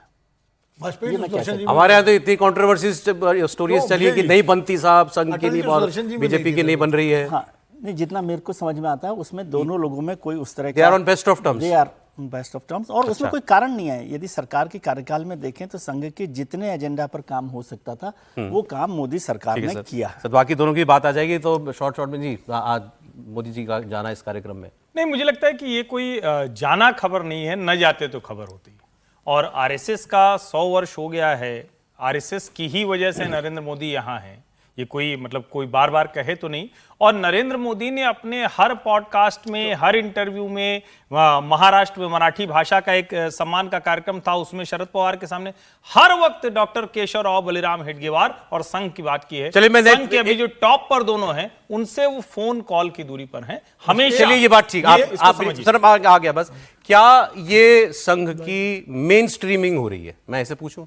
संघ मेन स्ट्रीम में है, कुछ लोग स्वीकार नहीं कर रहे थे सत्ता की वजह से, अब सत्ता बदल गई तो मजबूरी में स्वीकार कर रहे हैं। देखिए, आरएसएस की वजह से नरेंद्र मोदी प्रधानमंत्री हैं और नरेंद्र मोदी की वजह से आरएसएस का भी विस्तार हुआ है पिछले 10 सालों में हर जगह। तो दोनों एक दूसरे के पूरक हैं इस समय, और नरेंद्र मोदी की जरूरत आरएसएस है और आरएसएस की जरूरत नरेंद्र मोदी है। नहीं सर, इसलिए वहां नहीं, मेरी राय है ना ये। संघ को किसी की जरूरत नहीं है, प्रधानमंत्री आते जाते रहेंगे, नेता आते जाएंगे, वो सही बात है, लेकिन संघ अपने कारण है, संघ अपने स्वयंसेवकों प्रचारकों के कारण मेरी है। बात पूरी होने दीजिए, मेरी बात पूरी। जब नेता होता है तभी संगठन आगे बढ़ता है। अटल जी नेता बने तब संगठन आगे बढ़ा, नरेंद्र मोदी नेता बने तब संगठन आगे बढ़ा, वरना 1925 से लेकर के 1996 तक संघ की सरकार नहीं बन पाई भारत में। जब अटल बिहारी वाजपेयी नेता के रूप में है तब सरकार बनी। संघ जब हमेशा नरेंद्र मोदी हमेशा नेता से बने, मेन स्ट्रीम तब में सरकार था। बनी। आप मानते हैं वो कह रहे हैं संघ हमेशा से मेन हमेशा स्ट्रीम से में? मेन स्ट्रीम बिल्कुल नहीं था, मैं नहीं मानता। अब आया मेन स्ट्रीम में, यही वो सोच है जो विनोद जी कह रहे हैं। तो ठीक है। कैसे मेन स्ट्रीम में नहीं है? डॉक्टर केशवराव बलिराम हेडगेवार विदर्भ प्रांत के कांग्रेस के नेता थे या नहीं थे? तथ्य के तौर पर कांग्रेस के नेता थे ना। और मैं यही तो कह रहा हूं, यानी संघ बनाएगा कोई और कांग्रेस छोड़ देगा तो उसकी मेन स्ट्रीमिंग नहीं होगी। संघ को समाज की जरूरत है, किसी के मेन स्ट्रीम की परिभाषा अलग है, मेरी अलग है। चलिए, संघ समाज में है, इसीलिए थी या नहीं थी इस पर विवाद हो सकता है। अब है इस पर तो कोई विवाद नहीं है सर। बहुत सर समय नहीं सर। समीक्षक से पूछ लीजिए। एक लाइन में कहना चाहता हूं कि संघ से आप मोहब्बत कर सकते हैं, आप उससे नफरत कर सकते हैं, लेकिन आप उसे इग्नोर नहीं कर सकते। बिल्कुल ठीक।